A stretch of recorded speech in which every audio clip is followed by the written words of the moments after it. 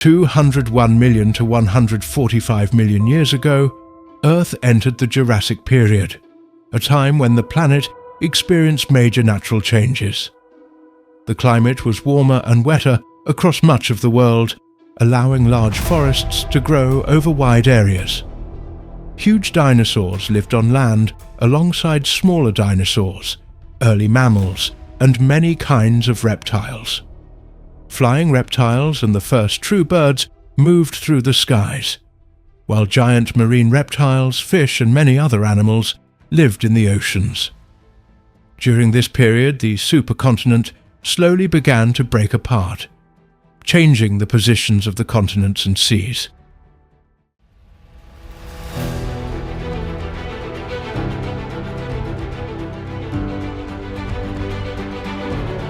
The Jurassic Period began about 201 million years ago and ended about 145 million years ago.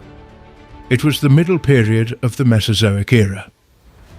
This era is often called the Age of Reptiles because reptiles became the most successful group of land animals during this long stretch of Earth's history. The Jurassic came after the Triassic period and before the Cretaceous period. During this time, the planet experienced many important changes in its land, seas, climate, plants, and animals. These changes shaped the future of life on Earth and prepared the way for many groups of living things that continued to develop during later periods. At the beginning of the Jurassic Period, the world was still recovering from the great extinction that had taken place at the end of the Triassic period. That extinction removed many kinds of animals and plants from Earth.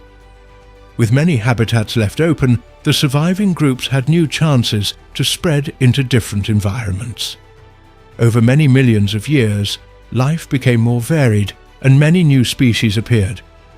The Jurassic was a time when nature slowly rebuilt itself, and many ecosystems became rich with different forms of life. The continents during the Jurassic were very different from the ones seen today. Most of the land had once been joined together in one giant landmass called Pangaea. During the Jurassic, this huge continent slowly began to break apart. Large cracks formed in the Earth's crust as powerful forces deep below the surface pushed the land in different directions. These changes happened very slowly over millions of years. People living today would never notice such movement during their lifetime. But over long periods, the continents changed their positions by great distances. As the continents slowly separated, new oceans began to form between them. Water entered the growing gaps, creating long and narrow seas that continued to become wider over time. These new bodies of water changed weather patterns, ocean currents, and the movement of heat around the world. Coastal areas became more common as the continents divided, giving many animals and plants new places to live. The climate during much of the Jurassic period was generally warm. There were no large ice sheets covering the poles like those seen during some other times in Earth's history. Because of this, sea levels were often higher than they are today. Warm temperatures supported the growth of thick forests across large parts of the continents. Rainfall was different from place to place.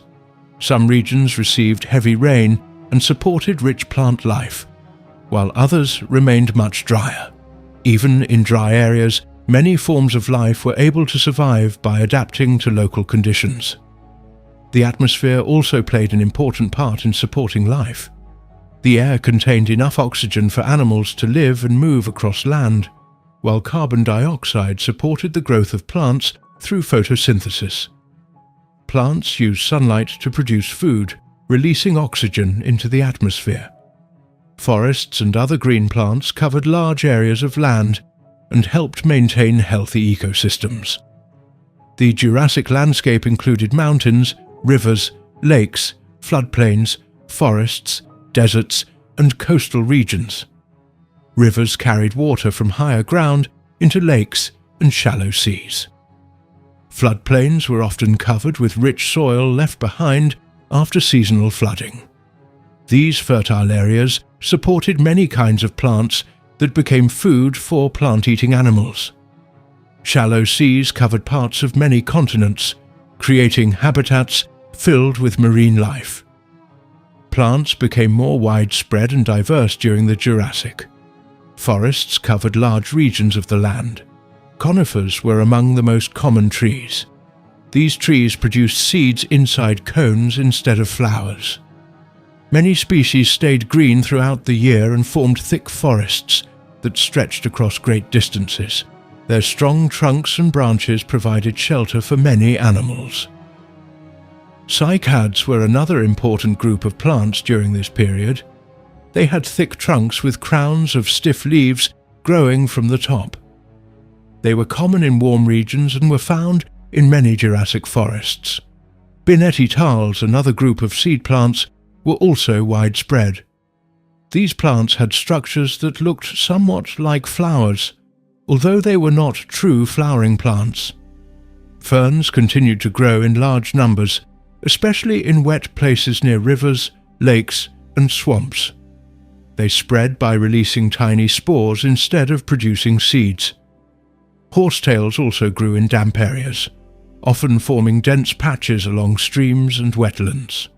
Mosses covered moist ground, rocks and tree trunks, helping create healthy environments for small animals and insects. Flowering plants had not yet become common during the Jurassic. Most plants reproduced by seeds inside cones or by spores. This meant that forests looked different from those seen today. Even without flowering plants, the land supported a rich variety of vegetation that fed many kinds of animals. Dinosaurs became the dominant land animals during the Jurassic period. They appeared earlier, during the Triassic, but they spread much more widely during the Jurassic. Different kinds of dinosaurs lived in forests, open plains, river valleys, and coastal regions. Some species were small enough to run quickly through thick vegetation, while others became among the largest land animals that have ever lived. Large plant-eating dinosaurs reached enormous sizes during this period. Many belonged to a group called sauropods. These animals had very long necks, long tails, thick legs, and relatively small heads. Their long necks allowed them to feed on leaves growing high in trees, as well as plants closer to the ground. Their large bodies required huge amounts of food each day, so they spent much of their time eating. Some sauropods lived in herds. Moving together may have helped protect younger animals from predators. Adult sauropods were difficult targets because of their massive size. Their strong tails may also have helped defend them against attacking meat-eaters. Many different species of sauropods appeared during the Jurassic. Some had longer necks than others, while some had heavier bodies or different skull shapes. These differences allowed different species to feed on different kinds of plants, reducing competition for food. Smaller plant-eating dinosaurs also lived across the Jurassic world. Many walked on 2 legs, while others could move on either 2 or 4 legs. They fed on ferns, cycads, young shoots, and other low-growing plants. These animals often depended on speed and alertness to escape from predators. Meat-eating dinosaurs also became more successful during the Jurassic. They developed strong jaws, sharp teeth, powerful legs, and excellent senses that helped them hunt. Some hunted alone, while others may have hunted in groups, although scientists continue to study how these animals behaved. Large predators helped control the numbers of plant-eating animals and played an important role in maintaining balanced ecosystems. One of the best-known Jurassic predators was Allosaurus. It lived in parts of what is now North America and was one of the top predators of its environment. It had sharp claws, curved teeth, and strong legs that allowed it to chase and attack prey. Fossils show that it hunted large plant-eating dinosaurs, although it may also have fed on animals that had already died. Another famous Jurassic dinosaur was Stegosaurus. This plant eater had large plates along its back and spikes at the end of its tail. Scientists continue to study the exact purpose of the plates. They may have helped with body temperature, display, or recognizing members of the same species. The tail spikes likely served as an important form of defense against predators. Small meat-eating dinosaurs also lived during the Jurassic. Many were fast runners and hunted insects, small reptiles, mammals, and other small animals. Their light bodies allowed them to move quickly through forests and open land. Some of these smaller dinosaurs developed features that later became common in birds. Birds first appeared during the Jurassic Period. One of the earliest known birds was Archaeopteryx. It had feathers, wings, claws on its fingers, teeth in its mouth, and a long bony tail. These features show that early birds still shared many characteristics with small, meat-eating dinosaurs. Fossils of Archaeopteryx have provided valuable information about the early stages of bird evolution. Feathers probably first evolved for purposes other than flight. They may have helped keep animals warm, protected the skin, or played a role in display. Over time, feathers became important for flying in the earliest birds.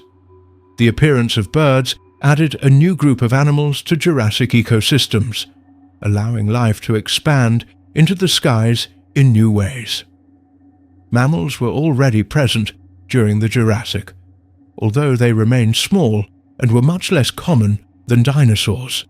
Most Jurassic mammals were no larger than modern mice, rats, or squirrels.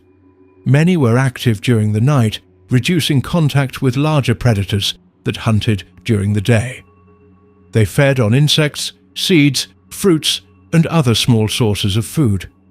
Their small size helped them hide among plants, rocks, and fallen logs. Their continued survival during the Jurassic laid the foundation for the much greater diversity that mammals would achieve in later periods. The Jurassic period was not only a time when dinosaurs became more successful on land, but also a time when many other groups of animals continued to develop in different environments. Rivers, lakes, forests, coastlines, and shallow seas each supported their own communities of living things. Every habitat contained animals and plants that depended on one another for food, shelter, and survival. Over millions of years, these natural systems became more stable, allowing many species to spread into new areas and produce new generations that slowly changed through evolution. The oceans of the Jurassic covered large parts of the Earth. Many shallow seas spread across sections of the continents because sea levels were often higher than they are today. Sunlight easily reached the sea floor in these shallow waters, helping many kinds of marine plants and tiny organisms grow. These organisms formed the base of the food chains that supported fish, reptiles, shellfish, and many other sea creatures. The seas contained an amazing variety of life. Many kinds of fish swam through the water, ranging from very small species to large predators. Some fish had skeletons made mostly of bone, while others belonged to groups related to modern sharks and rays. Sharks had already existed for a very long time before the Jurassic, and they continued to become more diverse during this period. Different species occupied different parts of the oceans, feeding on fish, shellfish, and other marine animals. Large marine reptiles ruled many parts of the seas. These reptiles were not dinosaurs. They belonged to separate groups that had adapted to life in the water.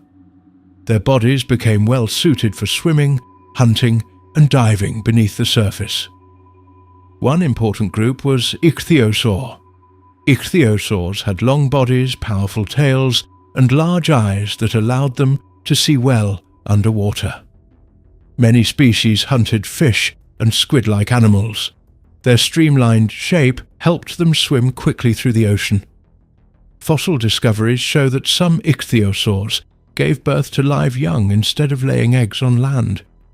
This adaptation allowed them to spend their entire lives in the sea.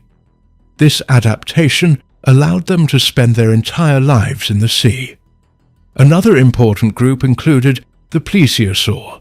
Many plesiosaurs had broad bodies, 4 strong flippers, and long necks with relatively small heads. They moved through the water using powerful strokes of their flippers. Their long necks helped them reach prey while swimming. Different species fed on fish, shellfish, and other marine animals. Some marine reptiles had shorter necks and larger heads filled with strong teeth. These animals were powerful hunters capable of catching large prey. Their jaws allowed them to grip slippery animals beneath the water. Fossils found around the world show that marine reptiles occupied many different ocean habitats. The Jurassic seas also contained many kinds of shell-bearing animals. Ammonites were among the most common. These animals lived inside coiled shells divided into many chambers. As the animal grew, it built larger chambers while sealing off the older ones behind it. Their shells came in many shapes and sizes, with beautiful curved patterns preserved in fossils today. Ammonites reproduced in large numbers and spread throughout oceans around the world. Because different species existed during different periods of Earth's history, scientists use ammonite fossils to determine the ages of many rock layers. Their remains are among the most important fossils for studying the Jurassic period. Another common marine animal was the belemnite. These animals were relatives of modern squid and cuttlefish. Unlike ammonites, most of their hard internal structures were found inside their bodies, rather than forming large outside shells. Belemnites used their tentacles to catch small fish and other prey. They were an important food source for many larger marine animals. Coral reefs continued to grow in warm, shallow seas. Corals built hard skeletons that slowly formed large reef systems over many generations. These reefs provided homes for countless small marine animals. Fish found shelter among the coral branches, while shellfish, worms, and many tiny creatures lived in the spaces between them. Reef ecosystems became some of the richest marine environments of the Jurassic. Sea lilies, which belong to the echinoderm group, attached themselves to the seafloor using long stalks. Their feather-like arms captured tiny food particles drifting through the water. Sea stars, brittle stars, sea urchins, and sea cucumbers also lived in Jurassic oceans, each filling different roles within marine ecosystems. Tiny organisms floating in the upper layers of the sea were extremely important, even though they could not easily be seen. Microscopic algae use sunlight to make food through photosynthesis. Tiny animal plankton fed upon these algae. Fish, shellfish, and many larger animals then fed upon the plankton. This steady movement of energy supported almost every level of marine life. The coastlines of the Jurassic formed valuable habitats where land met the sea. Rivers carried minerals and nutrients into coastal waters, supporting many plants and animals. Mudflats, sandy beaches, lagoons and estuaries each provided different living conditions. Many fish entered these waters to feed or reproduce. Small reptiles, amphibians, insects, and early mammals also lived near these areas where fresh water mixed with seawater. Freshwater habitats supported their own communities. Rivers flowed across the continents, carrying sediments that built wide floodplains. Lakes formed in low areas where water collected. These freshwater environments contained fish, turtles, crocodile relatives, amphibians, insects, and many aquatic plants. Crocodile relatives became increasingly diverse during the Jurassic. Some species lived much like modern crocodiles, spending much of their time in rivers and lakes while hunting fish and animals that approached the water. Other relatives adapted to life in the sea and developed bodies that allowed them to swim efficiently in salt water. Amphibians continued to survive throughout the Jurassic. Frogs had already appeared before this period and continued to evolve. Salamander-like amphibians also occupied moist forests, wetlands and riverbanks. Because amphibians depended on water for reproduction, they remained closely connected to rivers, ponds, marshes and lakes. Insects were already one of the most successful groups of animals on Earth. During the Jurassic, they filled forests, grass-free open lands, wetlands and freshwater habitats. Beetles, dragonflies, flies, true bugs and many other insect groups became more diverse. They fed on plants, other insects, dead organic matter and fungi. In turn, they became food for reptiles, amphibians, birds, mammals and small dinosaurs. Dragonflies flew above ponds and rivers searching for insects to catch. Their excellent eyesight allowed them to detect moving prey quickly. Beetles occupied many different environments. Some fed on wood while others consumed leaves, pollen-like structures, fungi or dead animals. Their strong outer shells protected them from injury and drying out. Spiders also became common members of Jurassic ecosystems. They built webs or hunted actively on the ground and among plants. Scorpions continued to live in dry and warm regions, hiding beneath rocks and fallen wood during the day before becoming active at night. Although flowering plants had not yet become widespread, insects still interacted closely with many seed plants. Some insects fed on leaves, stems, seeds, and reproductive structures. Others probably helped move pollen between plants, although wind remained an important method of pollination for many Jurassic plant groups. The forests themselves contained many layers of plant life. Tall conifer trees formed the upper canopy in many regions. Beneath them grew smaller trees, cycads, seed ferns, horsetails, mosses, and many different fern species, fallen leaves, broken branches, and dead trees slowly decomposed on the forest floor. Fungi and microorganisms broke down this material, returning nutrients to the soil where new plants could use them again. The soils of the Jurassic varied from one region to another. River valleys often contained rich soils formed from sediments left behind during floods. Volcanic regions produced mineral-rich soils after volcanic ash weathered over long periods. Dry areas developed thinner soils where less plant material accumulated. These differences influenced the kinds of plants that could grow in each environment. Volcanic activity continued throughout the Jurassic as tectonic plates slowly moved apart. Some volcanoes erupted on land, releasing lava, ash, gases, and rock fragments. Others erupted beneath the oceans, creating new sections of ocean floor. These volcanic events helped reshape the Earth's surface over millions of years. Fresh lava eventually cooled into rock, while volcanic ash added minerals to surrounding landscapes. Earthquakes also occurred as the continents slowly separated. These movements along faults changed landscapes by raising mountains, lowering valleys, and altering river systems. Although individual earthquakes lasted only a short time, their repeated occurrence over millions of years contributed to the gradual reshaping of the continents. During the Jurassic period, Earth experienced a climate that was very different from the climate of the modern world. This period lasted from about 201 million years ago until about 145 million years ago. During this long span of time, the planet remained warmer than it is today. Ice sheets were absent from both the northern and southern polar regions, and this had a strong effect on weather, sea levels, plant life, and animal life.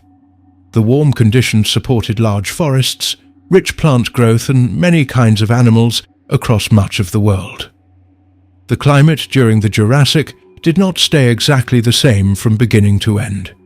It changed slowly over millions of years because of movement of the continents, volcanic activity, changes in sea level, and changes in the amount of gases in the atmosphere. Even though there were changes, the Jurassic is generally known as a warm period in Earth's history. One of the main reasons for the warm climate was the large amount of carbon dioxide in the atmosphere. Carbon dioxide is a gas that traps heat from the sun. During the Jurassic, many volcanoes released carbon dioxide into the air over long periods of time. The movement of Earth's crust also caused volcanic eruptions in different places. As more carbon dioxide entered the atmosphere, more heat remained around the planet. This helped keep temperatures higher across much of the world. The arrangement of the continents also affected the climate. At the beginning of the Jurassic, the giant landmass that had existed earlier had already started breaking apart. Large pieces of land slowly moved away from each other. This movement created new coastlines, shallow seas, and wider oceans. Water can store and move heat very well. As the oceans expanded, they helped spread warmth over large parts of the planet. Coastal regions often had milder weather than inland areas because nearby seas reduced sudden changes in temperature. Many parts of the Jurassic world had warm and humid climates.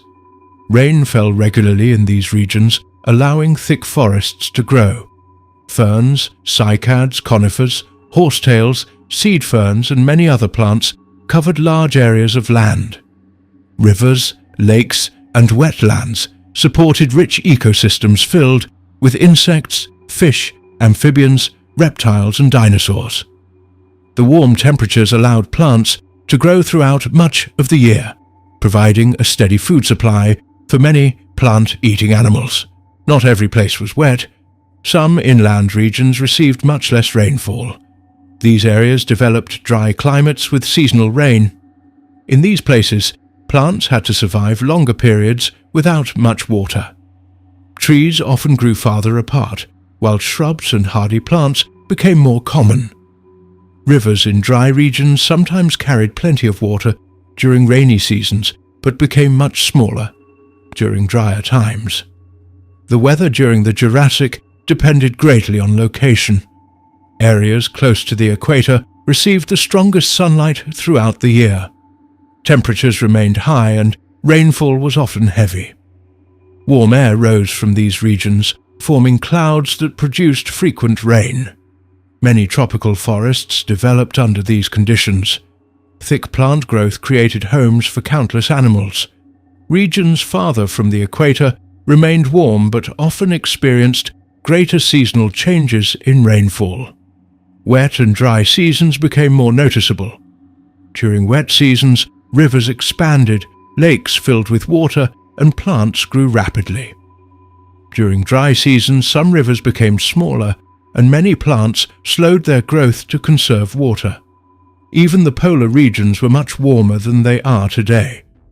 Although these areas still experienced long periods of darkness during winter and long daylight hours during summer because of Earth's tilt, temperatures remained mild enough to support forests. Fossils of trees, plants, and dinosaurs found in rocks from ancient polar regions show that these places were not covered by thick ice sheets. Forests grew there, although plant growth slowed during the darker months. Because there were no massive ice sheets, sea levels stayed relatively high during much of the Jurassic. Large parts of today's continents lay beneath shallow seas. These shallow waters warmed easily under sunlight and became rich environments for marine life. Warm seas also released moisture into the atmosphere, increasing rainfall in nearby coastal regions. The oceans played an important role in controlling weather. Ocean currents carried warm water from one region to another. These currents helped spread heat across the planet. Warm water increased evaporation. Water vapor rose into the atmosphere where it formed clouds. Eventually, rain returned the water to the land and sea. This constant movement of water formed part of Earth's water cycle during the Jurassic, just as it does today. Rainfall varied greatly across different regions. Some places received rain almost every day during certain seasons. Others received rain only during part of the year. Mountains affected rainfall by forcing moist air upward. As air rose over mountain slopes, it cooled, causing clouds and rain to form. Areas on the opposite side of mountain ranges often received less rainfall because much of the moisture had already fallen. Storms were common in many parts of the Jurassic world. Warm air and abundant moisture created good conditions for thunderstorms. These storms brought heavy rain, strong winds, and frequent lightning. Lightning sometimes started forest fires, especially in regions where vegetation had dried during seasonal droughts. Fires cleared old plants and allowed new plants to grow afterward. Tropical storms may also have formed over the warm oceans. Warm seawater provides energy for powerful storms.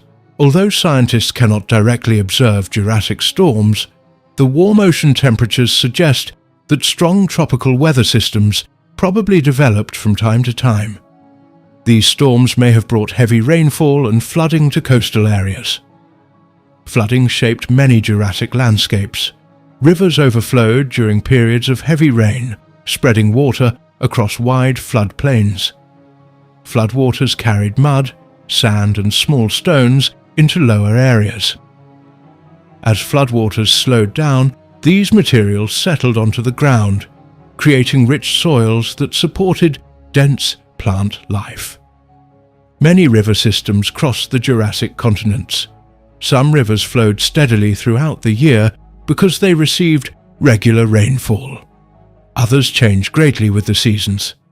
During wet months, they became wide and powerful, while during dry months, they shrank into smaller channels. These rivers carried nutrients that supported forests and freshwater ecosystems. Lakes also played an important part in Jurassic weather patterns. Large lakes added moisture to the surrounding air through evaporation. Clouds often formed over these lakes, bringing rainfall to nearby land. Many lakes supported fish, turtles, crocodile relatives, amphibians, insects, and many other living things. Humidity was high in many regions. Warm temperatures allowed the atmosphere to hold large amounts of water vapor. High humidity reduced the amount of moisture that evaporated from plants, helping forests remain green for long periods.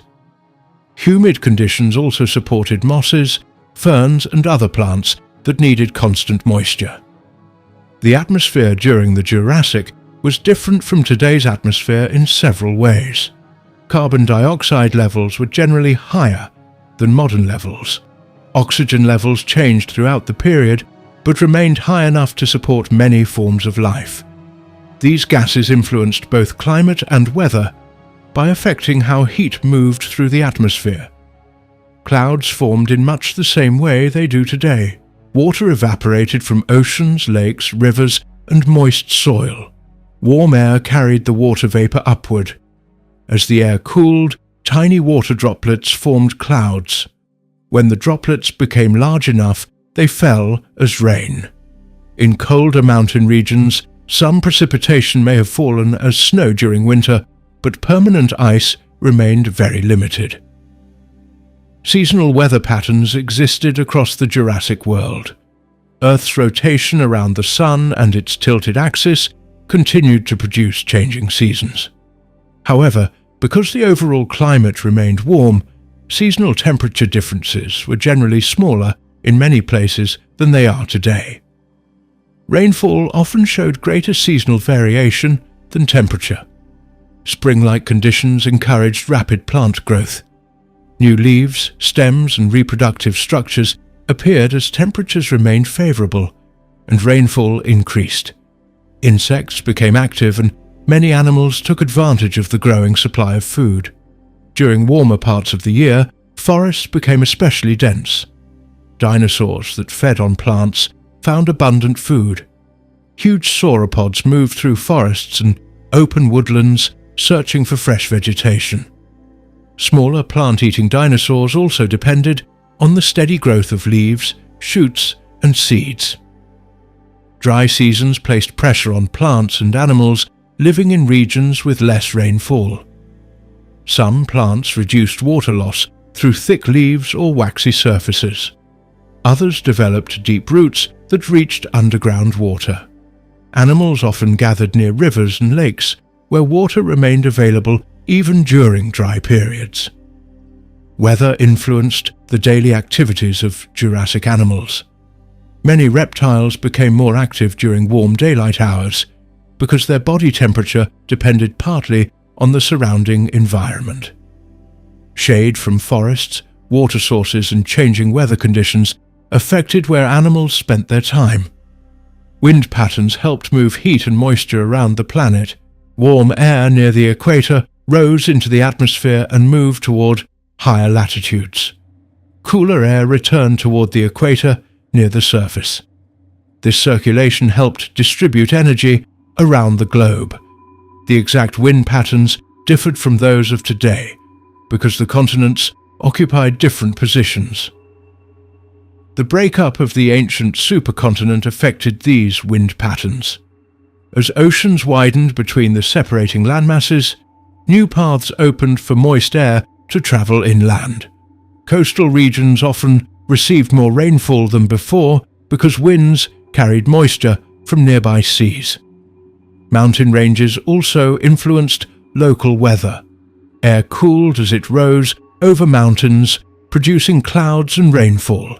Rivers flowing down mountain slopes carried water into lower valleys, where forests and wetlands often developed. Dry conditions commonly appeared on the opposite sides of mountains because less moisture remained in the air. Some deserts existed during the Jurassic, especially in regions located far from large bodies of water. These deserts were generally warmer during the day and cooler at night. Rainfall remained limited, and only plants adapted to dry conditions could survive there. Even these deserts sometimes experienced sudden storms that caused brief floods. The shoreline changed many times during the Jurassic because sea levels rose and fell over long periods. Rising seas flooded low-lying land, while falling seas exposed new coastal plains. These changes affected local climates by changing the distance between land and water. Shallow inland seas influenced nearby weather by increasing humidity and moderating temperatures. They also supported rich marine ecosystems. Coral reefs, shellfish, fish, marine reptiles, and many other organisms lived in these warm waters. Warm ocean temperatures encouraged high rates of evaporation. More water vapor entered the atmosphere, increasing cloud formation and rainfall in many coastal regions. This process helped maintain the lush vegetation found across large parts of the Jurassic world. Plant life itself influenced local weather. Forests released water vapor into the atmosphere through their leaves. This extra moisture contributed to cloud formation and rainfall. Dense forests also shaded the ground, helping soil retain moisture for longer periods. Soils remained moist in many forested regions because fallen leaves and plant material covered the ground. This natural layer reduced evaporation and allowed rainwater to soak into the soil. Streams and rivers continued flowing because groundwater slowly entered them even after rainfall ended. The weather affected erosion across the Jurassic landscape. Rain, rivers, and wind slowly wore away rocks and carried sediments into valleys, lakes, and seas.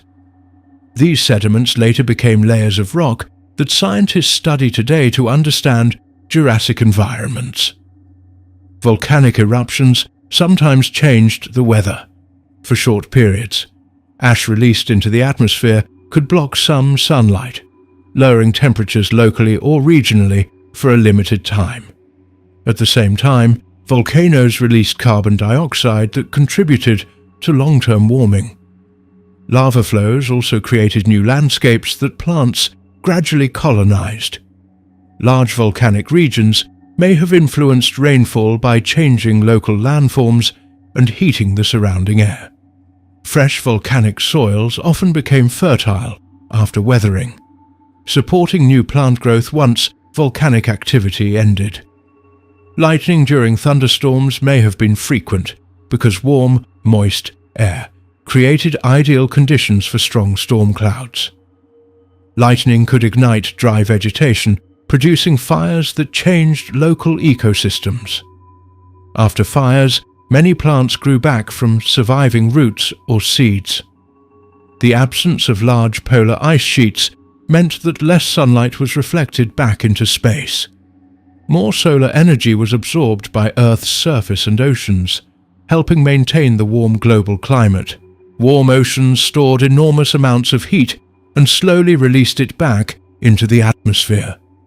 Polar forests experienced unusual seasonal light conditions. During the parts of the year, the sun remained above the horizon for long periods.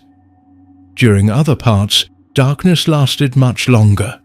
Plants adapted to these cycles by growing rapidly during brighter months and slowing their activity during darker months. Rainfall in polar regions remained sufficient to support forests despite the changing daylight. Fossil evidence shows that many kinds of trees grew there, along with dinosaurs and other animals that lived successfully in these high-latitude environments. Marine weather also influenced life beneath the sea. Surface winds mixed ocean water, bringing nutrients upward from deeper layers. These nutrients supported tiny floating organisms that formed the base of marine food chains. Fish, marine reptiles, squid-like animals, and many other creatures depended on this productivity. Coastal weather often changed more slowly than inland weather, because nearby oceans heated and cooled more gradually than land. This reduced sudden temperature changes along coastlines. Inland regions, especially those far from oceans, could experience greater daily and seasonal changes. The cycle of evaporation, cloud formation, rainfall, river flow, and ocean return remained active throughout the Jurassic.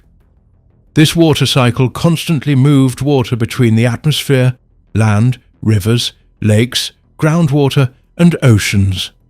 It helped shape landscapes while providing water for plants and animals. Freshwater habitats expanded during wet periods and contracted during dry periods. Amphibians depended on ponds, streams, and wetlands for reproduction. Fish populations changed as water levels rose and fell. Crocodile relatives often lived in rivers and lakes, where water remained available throughout much of the year. The warm climate encouraged high rates of plant growth, which supported large populations of herbivorous dinosaurs. Carnivorous dinosaurs depended on these plant-eating animals as food. Weather therefore influenced the entire food web by affecting plant productivity. Insects also responded to changing weather. Warm temperatures allowed many insects to remain active for long periods. Moist forests supported large populations of insects that fed on leaves, wood, spores, pollen, and other organic material. These insects became food for many small reptiles, amphibians, mammals, and dinosaurs. Small early mammals also experienced the effects of Jurassic weather. Many lived in forests where dense vegetation provided shelter from larger predators. Regular rainfall maintained the plant cover that protected these animals and supported the insects they often ate. Different regions of the world developed distinct climate zones during the Jurassic. Tropical areas remained warm and wet. Subtropical regions often experienced alternating wet and dry seasons. Some inland areas became dry, while higher latitudes remained mild enough for forests to thrive. These climate zones shifted gradually as continents continued moving across Earth's surface. Long-term climate changes occurred slowly over millions of years. Rising carbon dioxide levels, volcanic activity, shifting continents, changing ocean circulation, and sea level changes all work together to influence temperatures and rainfall. These slow changes allowed plants and animals to adapt over many generations as environments gradually changed.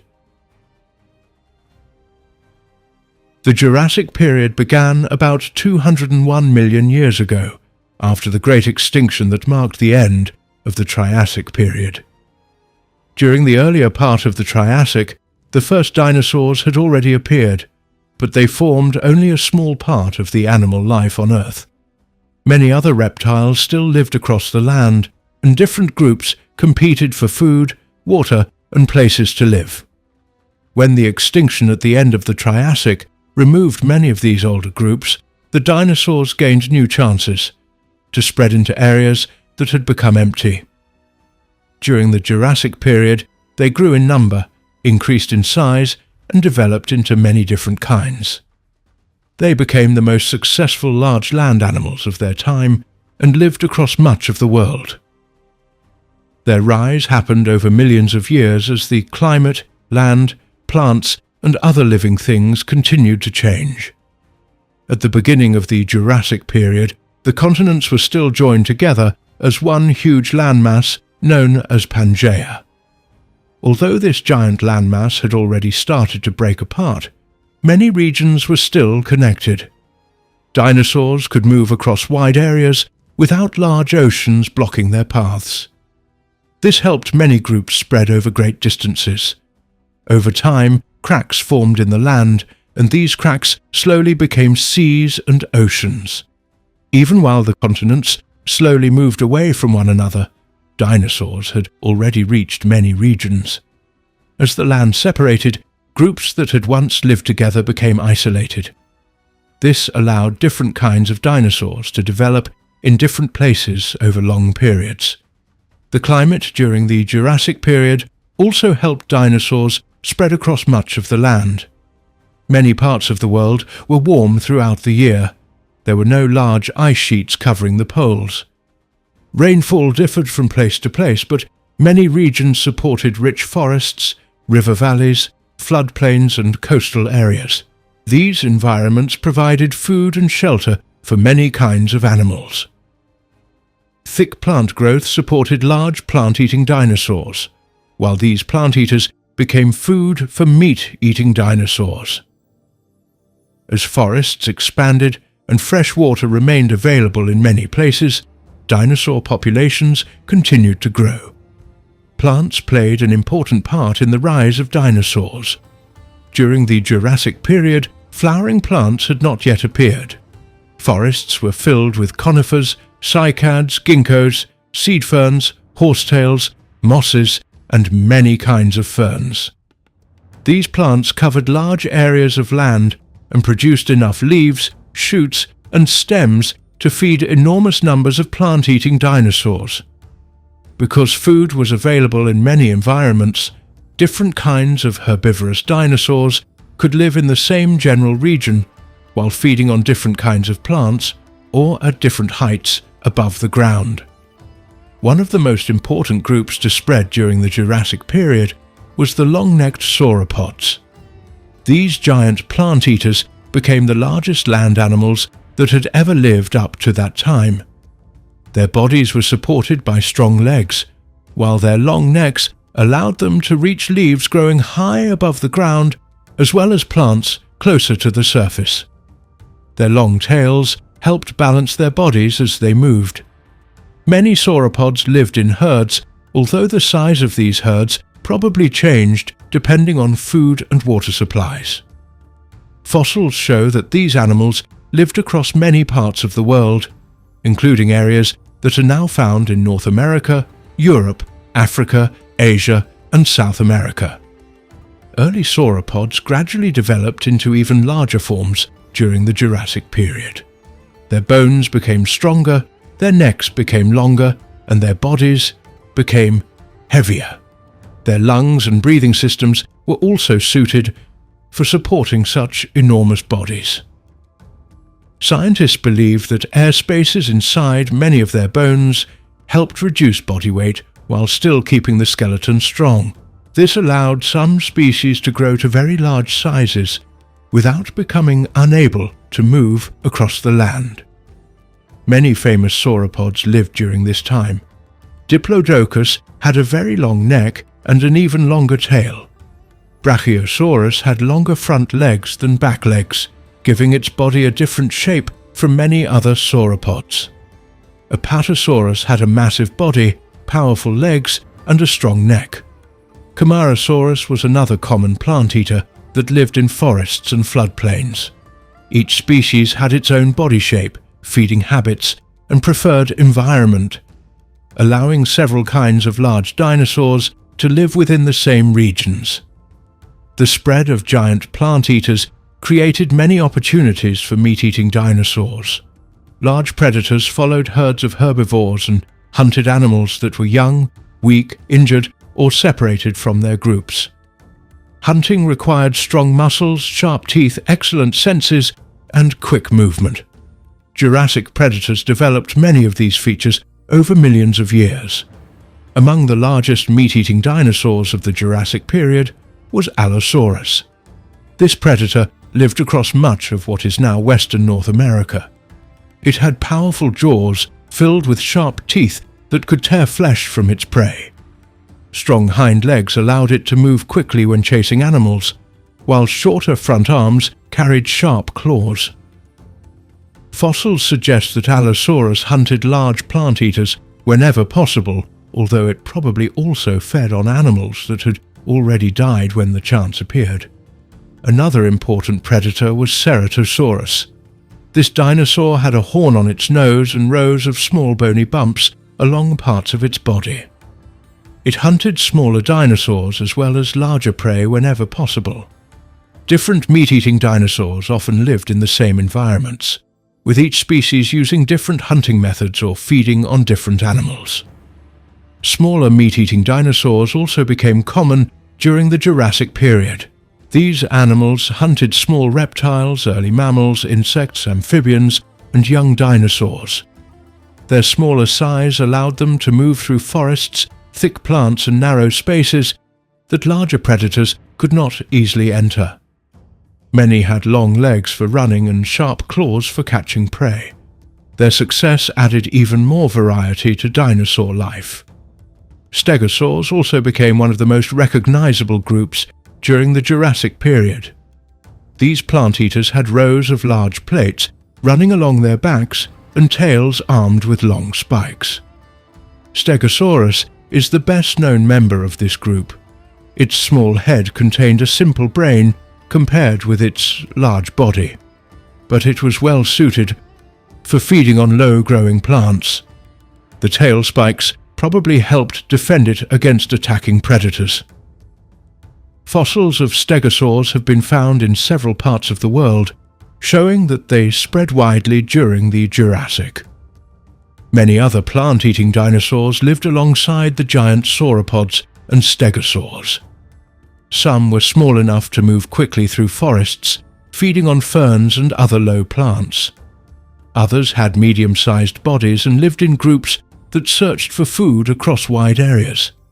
Different body shapes allowed these animals to survive in many environments. Some had beaks for cutting leaves, while others had teeth designed for crushing tough plant material. Young dinosaurs faced many dangers after hatching from eggs. Eggs were laid in nests built on the ground. Parents of some species may have guarded their nests for a time, while others probably left the eggs after laying them. Fossil discoveries suggest that at least some dinosaurs cared for their young during the early stages of life. Young dinosaurs grew quickly because they needed to reach larger sizes before becoming easy targets for predators. Many did not survive to adulthood, but those that did continued growing for many years. Bones show that many Jurassic dinosaurs grew faster than reptiles living today. Their bodies were active and they needed large amounts of food to support their growth. Scientists study growth rings inside fossil bones to estimate how quickly different species developed. These studies show that many dinosaurs reached large sizes within surprisingly short periods compared with the length of their lives. The spread of dinosaurs also depended on their ability to reproduce successfully. Each new generation increased the number of animals living across different regions. Some species produced many eggs during each breeding season. Even though many young animals died before reaching adulthood, enough survived to keep populations growing. Over millions of years, these repeated generations allowed dinosaurs to occupy nearly every suitable land environment during the Jurassic Period. Different environments supported different dinosaur communities. River valleys contained rich plant growth that attracted large herbivores. Forests sheltered smaller dinosaurs that searched for food beneath trees and bushes. Open areas supported herds of giant sauropods, moving slowly from one feeding ground to another. Coastal regions also contained dinosaur populations living close to rivers and wetlands. Seasonal rainfall influenced where food was most plentiful, causing some animals to move across wide areas in search of fresh plants. Fossils discovered in rocks from the Jurassic Period show that dinosaurs lived across much of the world. Their remains have been found in what are now North America, South America, Europe, Africa, Asia, Antarctica, and other regions. Each discovery adds more information about how dinosaurs spread into different environments. Some fossils preserve complete skeletons, while others include footprints, eggs, nests, teeth, skin impressions, or even traces of ancient feeding activity. These discoveries help scientists understand how dinosaurs lived, moved, hunted, fed, and raised their young. At the beginning of the Jurassic Period, almost all of Earth's land was still connected to a giant landmass called Pangaea. This huge continent had formed during earlier periods as smaller continents slowly moved together over a very long time. Pangaea stretched from one end of the planet to the other, crossing many climate zones. Some parts of this giant landmass were close to the equator, where the weather was warm throughout the year. Other parts reached farther north and farther south, where seasonal changes were greater. Even though Pangaea was still mostly connected, it had already begun to break apart. Large cracks had started to form within the land, and these cracks slowly became wider as the continents moved away from one another.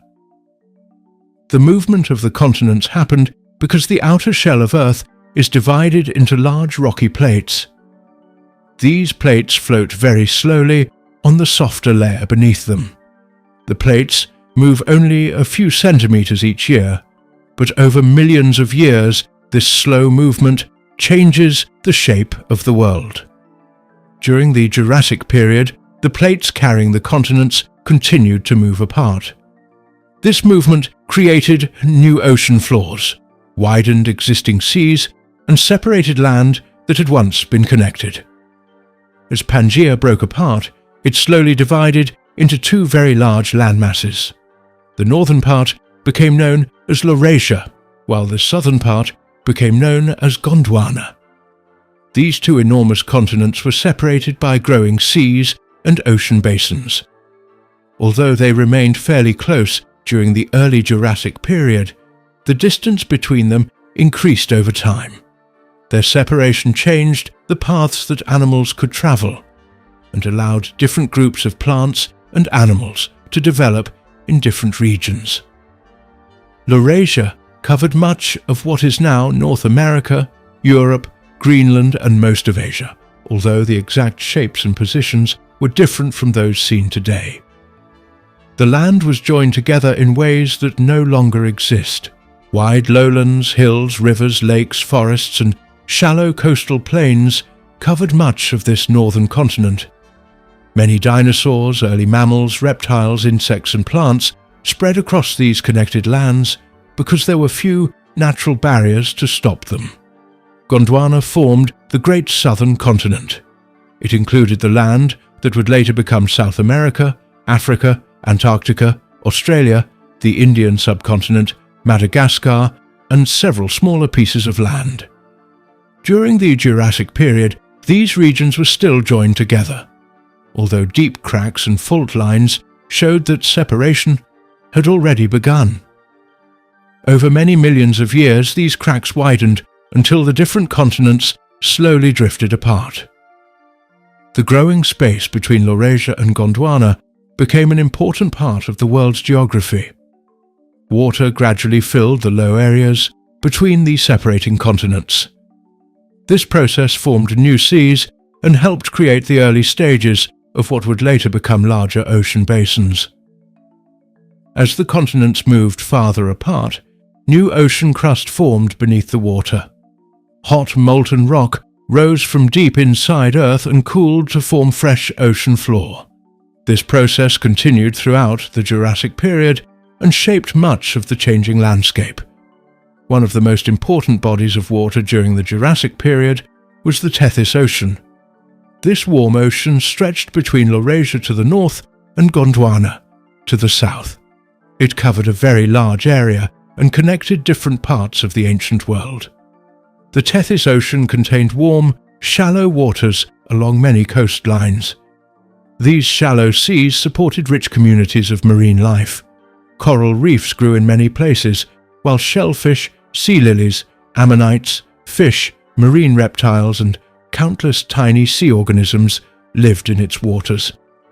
The Tethys Ocean also influenced the climate of nearby lands. Warm water carried heat across large distances.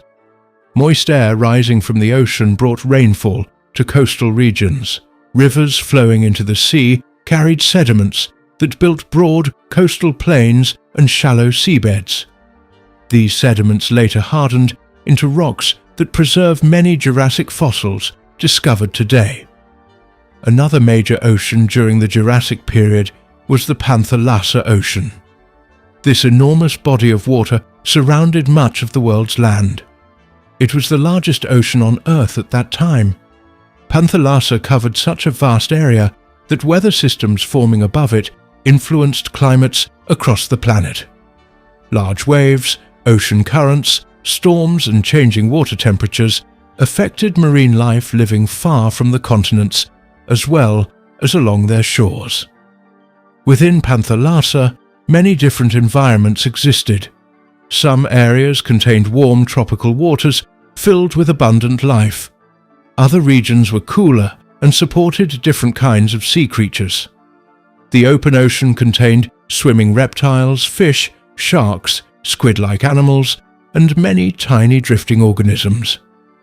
These tiny organisms formed an important part of the food chain because they provided food for larger animals. As the continents moved apart, narrow seas developed between sections of land. These young seas slowly widened over millions of years. One of the earliest examples was the beginning of the Atlantic Ocean. During the Jurassic period, it was much smaller than today. At first, it was only a narrow body of water separating parts of North America from Africa. As the plates continued moving apart, the ocean slowly became wider. Fresh ocean floor formed along the center of the growing basin, allowing the water to spread farther each year. The opening of the early Atlantic Ocean changed the coastlines of many regions. New beaches, shallow bays, river mouths, lagoons, and coastal wetlands appeared. Marine animals entered these new waters and established healthy populations. Fish, shellfish, marine reptiles, and many small sea organisms spread into these expanding habitats. The continents themselves contained many different landscapes. Mountain ranges rose where plates pushed against one another, or where volcanic activity lifted the land. Rivers flowed from higher ground into low plains and shallow seas. Lakes formed in valleys where water collected. Floodplains developed beside rivers that regularly overflowed their banks.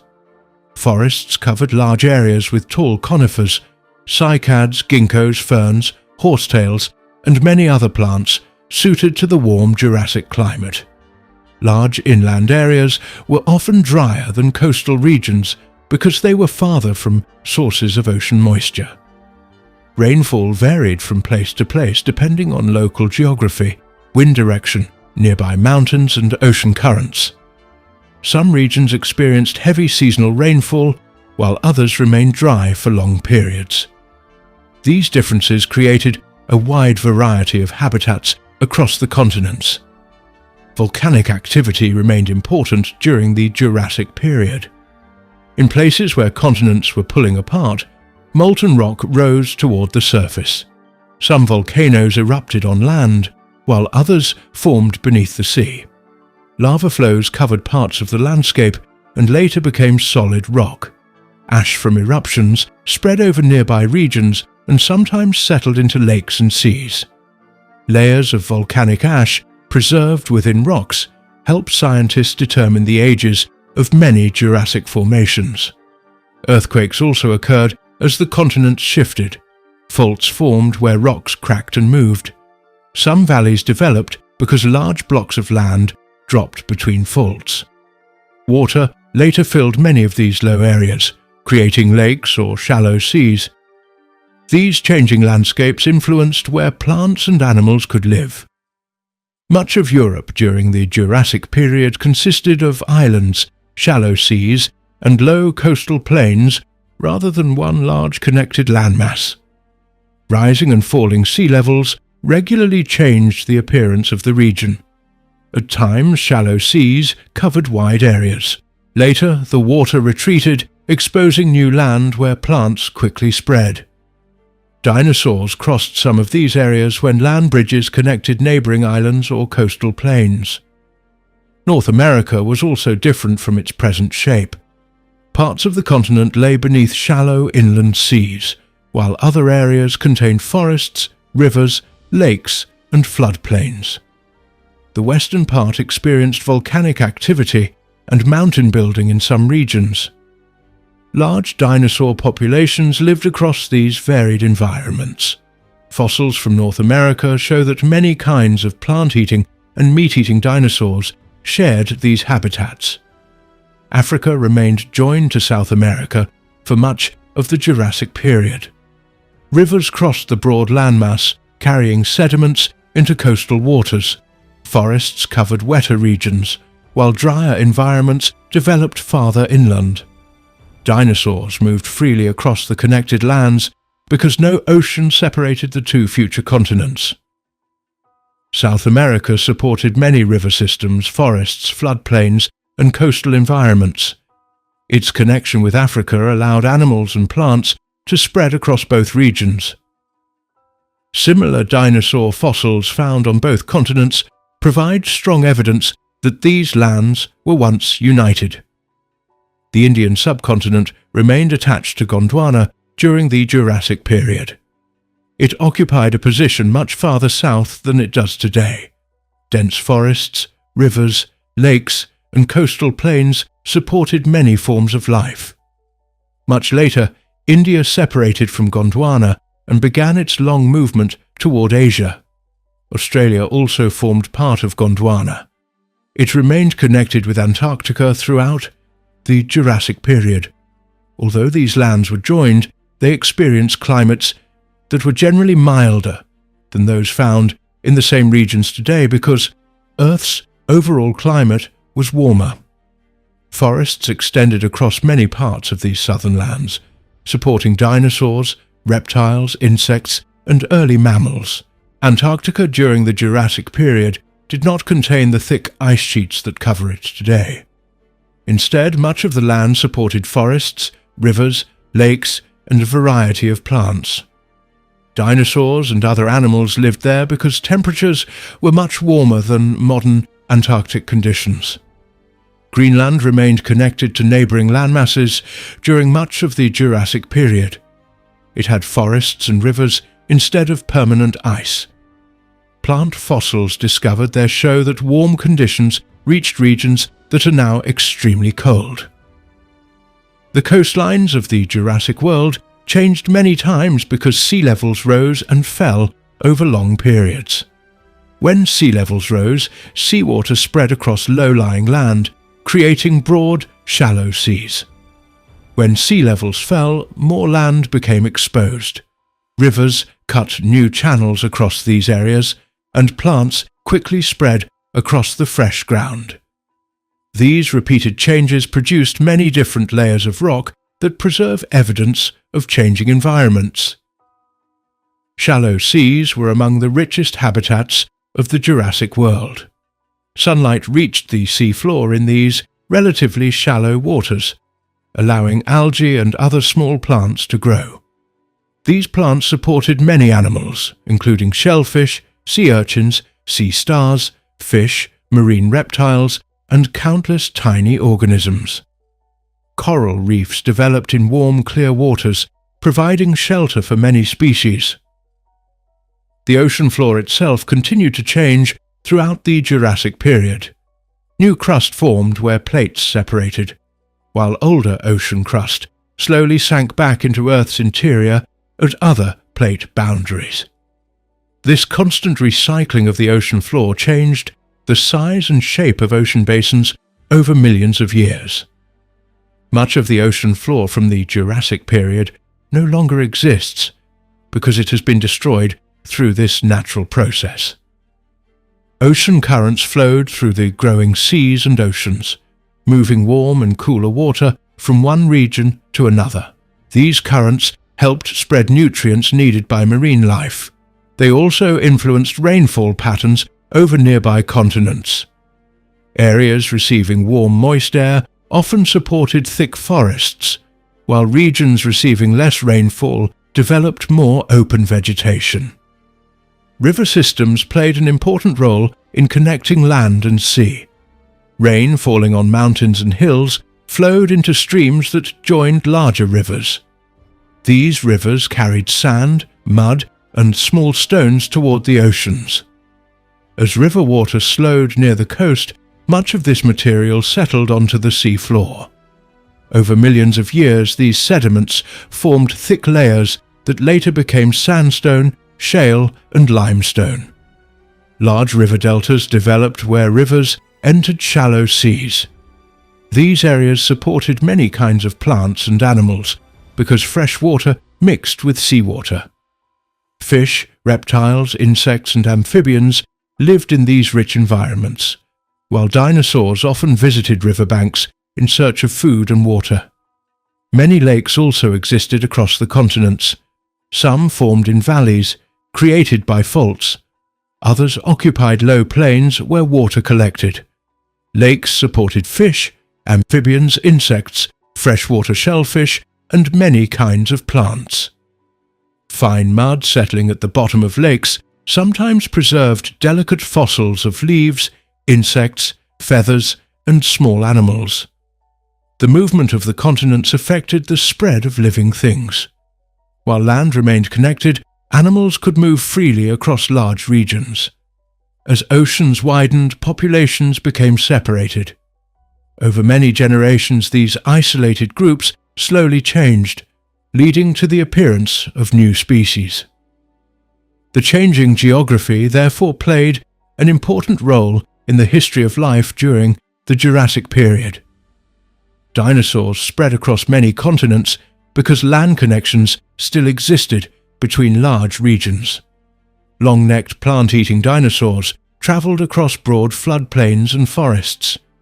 Meat-eating dinosaurs followed herds of prey across open landscapes. Smaller dinosaurs occupied forests, riverbanks, and coastal plains. Different groups became common in different parts of the world as separation between continents increased. Marine reptiles also spread through the warm Jurassic seas. Long-bodied plesiosaurs, fast-swimming ichthyosaurs, and powerful marine crocodile relatives occupied coastal waters and the open ocean. These animals hunted fish, squid-like creatures, and other marine animals. The expanding oceans created many new habitats for these reptiles. Flying reptiles, known as pterosaurs, lived along coastlines, river valleys, islands, and inland lakes. Many fed on fish caught from shallow water. while others hunted small animals on land. The changing coastlines created many nesting areas and feeding grounds for these flying reptiles. The continents of the Jurassic world continued moving throughout the entire period. Their positions at the end of the Jurassic differed from those at the beginning. Although the movements were slow, the total distance travelled over millions of years became very large. The gradual opening of new oceans and the continued separation of the continents prepared the way for even greater changes during the following Cretaceous period. Scientists have learned about the Jurassic continents and oceans by studying many different kinds of evidence. Rocks formed during the Jurassic period preserve clues about ancient environments. Fossils show which animals and plants lived in different regions. The shapes of coastlines on modern continents fit together when moved back into their earlier positions. Similar rock layers and fossil species found on continents now separated by oceans also show that these lands were once connected. Magnetic minerals trapped within ancient volcanic rocks provide another important source of information. When lava cooled, tiny magnetic minerals aligned themselves with Earth's magnetic field. By measuring these patterns, scientists can estimate where continents were located when the rocks formed. This method has helped reconstruct the positions of continents during the Jurassic period with increasing accuracy. Evidence from the seafloor also supports the movement of continents. Patterns of magnetic stripes preserved in ocean crust show that new crust formed along underwater ridges as continents separated. The youngest rocks lie near these ridges, while older rocks are found farther away. This pattern records the steady widening of ocean basins through time. About 163 million years ago, during the middle part of the Jurassic period, life on Earth was changing in many important ways. Large dinosaurs walked across forests, river valleys, open plains and coastal lands. Small dinosaurs hunted insects and other tiny animals beneath the trees. Huge plant-eating dinosaurs fed on leaves from tall conifers and other ancient plants. Oceans were filled with many kinds of fish, marine reptiles and countless small living things. The skies were already home to flying reptiles called pterosaurs, which had ruled the air for a very long time. At the same time, another important group of animals was beginning to appear. These were the first birds. Their arrival marked the beginning of a long history that would continue for millions of years and eventually lead to the thousands of bird species that live across the world today. The first birds did not suddenly appear as completely new animals. Their story began much earlier with small meat-eating dinosaurs known as theropods. These dinosaurs had walked on two strong legs and used their sharp claws and teeth to catch food. Many of them were fast, active and covered in different kinds of body coverings. Over many millions of years, some groups of these small dinosaurs slowly changed. Their bodies became lighter, their arms became longer, and many of them developed feathers. These changes happened gradually as one generation followed another. Tiny differences appeared in young animals, and some of those differences helped them survive, find food, escape danger, or raise their young. Those useful features became more common over long periods of time. Scientists spent many years trying to understand where birds came from.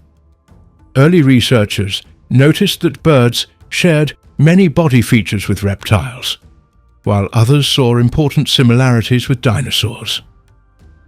As more fossils were discovered, the evidence became stronger. Fossils showed that many small theropod dinosaurs had skeletons that were almost the same as those of the earliest birds.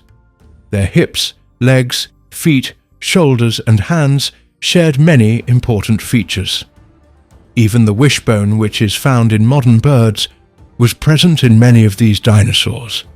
Each new fossil added another piece to the story and helped scientists understand that birds developed from a group of feathered theropod dinosaurs. One of the most famous fossils ever discovered played an important part in this understanding. It was found in southern Germany during the 19th century in very fine limestone that preserved even the smallest details of ancient animals.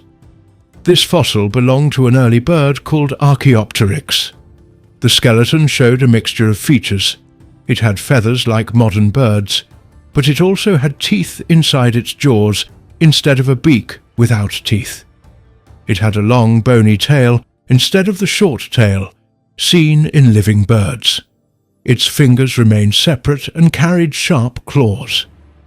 These features showed that early birds still kept many traits from their dinosaur ancestors, while also developing new features that would later become common in birds. The discovery of Archaeopteryx attracted great attention because it helped answer important questions about the history of life. Its feathers were preserved in remarkable detail, allowing scientists to study their shape and arrangement. The feathers looked very similar to the flight feathers of modern birds. This suggested that feathers capable of supporting flight had already evolved by that time. At the same time, the animal still had many dinosaur features that showed it had not yet become like the birds living today. Feathers themselves are among the most remarkable structures found in animals. They are made mainly from a strong material called keratin, which also forms human fingernails and hair, as well as the claws, scales and horns of many animals. A feather begins growing inside the skin. As it develops, special living cells produce keratin and shape the feather into its final form.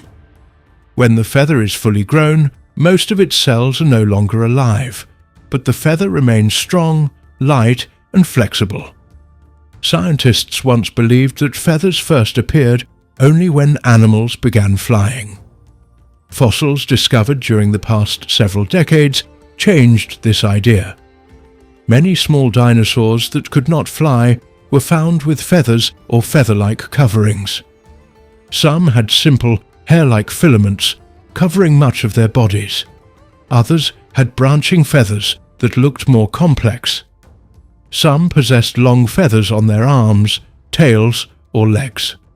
These discoveries showed that feathers evolved before true flight appeared. The earliest feather-like structures were much simpler than the feathers seen in birds today.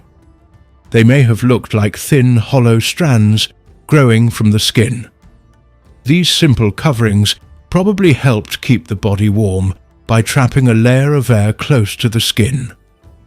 Warm-blooded animals lose body heat into the surrounding air. A covering that slows this heat loss helps the body maintain a steady temperature. Small dinosaurs would have benefited greatly from such protection because they had a larger body surface compared with their body size, allowing heat to escape more quickly. As millions of years passed, these simple strands gradually changed into more complicated forms. Some developed small branches along each side. Later forms gained even finer branches that connected together to create a broad surface. Each stage added new possibilities for how feathers could be used. Some feathers became better at keeping the body warm. Others became stronger and more colorful. Still others became suitable for movement through the air. Feathers probably served many purposes before they were ever used for flight. Bright feathers may have helped animals attract mates during the breeding season. Males of many living bird species display colorful feathers to females. Similar behavior may have existed among feathered dinosaurs. Feathers could also have helped animals recognize members of their own species or communicate through body movements. Raising or spreading feathers might have warned enemies, frightened rivals, or signaled readiness to mate. Another important use for feathers was protecting eggs and young animals. Fossils have shown that some feathered dinosaurs sat on their nests with their arms spread over the eggs in a way that closely resembles the nesting behavior of living birds. Their feathers may have covered the eggs, helping keep them warm and protecting them from changing weather. This behavior suggests that parental care had already become highly developed before the appearance of the first true birds. Feathers may also have provided protection against rain, strong sunlight, dust, and small injuries. Their outer surface could help direct water away from the skin while still allowing the animal to move freely. Thick feather coverings may have shielded sensitive skin from scratches caused by branches, rocks, or rough ground as the animals searched for food. Many feathered dinosaurs were small hunters that chased insects, small reptiles, mammals, and other prey. Their feathers may have improved balance while running or making quick turns. Long tail feathers could help control body position during sudden changes in direction. Arm feathers might have provided extra stability when jumping or climbing over fallen trees and rocky ground. Some scientists think that the earliest stages of flight began with animals that climbed trees and glided downward using feathered arms to slow their fall. Other researchers believe that running dinosaurs flapped their feathered arms while chasing prey or escaping danger, gradually producing enough lift to leave the ground for short distances. Both ideas continue to be studied as new fossils and computer models provide more information about how flight may have developed. The skeleton of early birds also changed in many ways that supported movement through the air. Their bones became lighter while remaining strong. Some bones developed air spaces, connected to the breathing system, reducing body weight without greatly reducing strength. The shoulder joints allowed wider movement of the arms, making stronger wing strokes possible. The breastbone gradually became larger in later birds, providing more space for powerful flight muscles. The hands of early birds changed slowly over millions of years.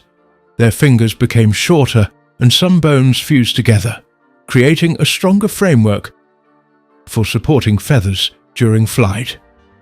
The long arm feathers attached firmly to these bones, allowing the wings to push against the air more effectively. The tail also changed over time. Early birds, such as Archaeopteryx, still had long tails made of many separate bones. As bird evolution continued, the tail became much shorter. Many tail bones joined together into a compact structure that supported the tail feathers while reducing unnecessary weight. This shorter tail helped improve balance during flight and allowed greater control while turning in the air. The jaws also changed greatly. Early birds still carried teeth inherited from their dinosaur ancestors. Over millions of years, teeth disappeared in the ancestors of modern birds. A beak made from keratin replaced them.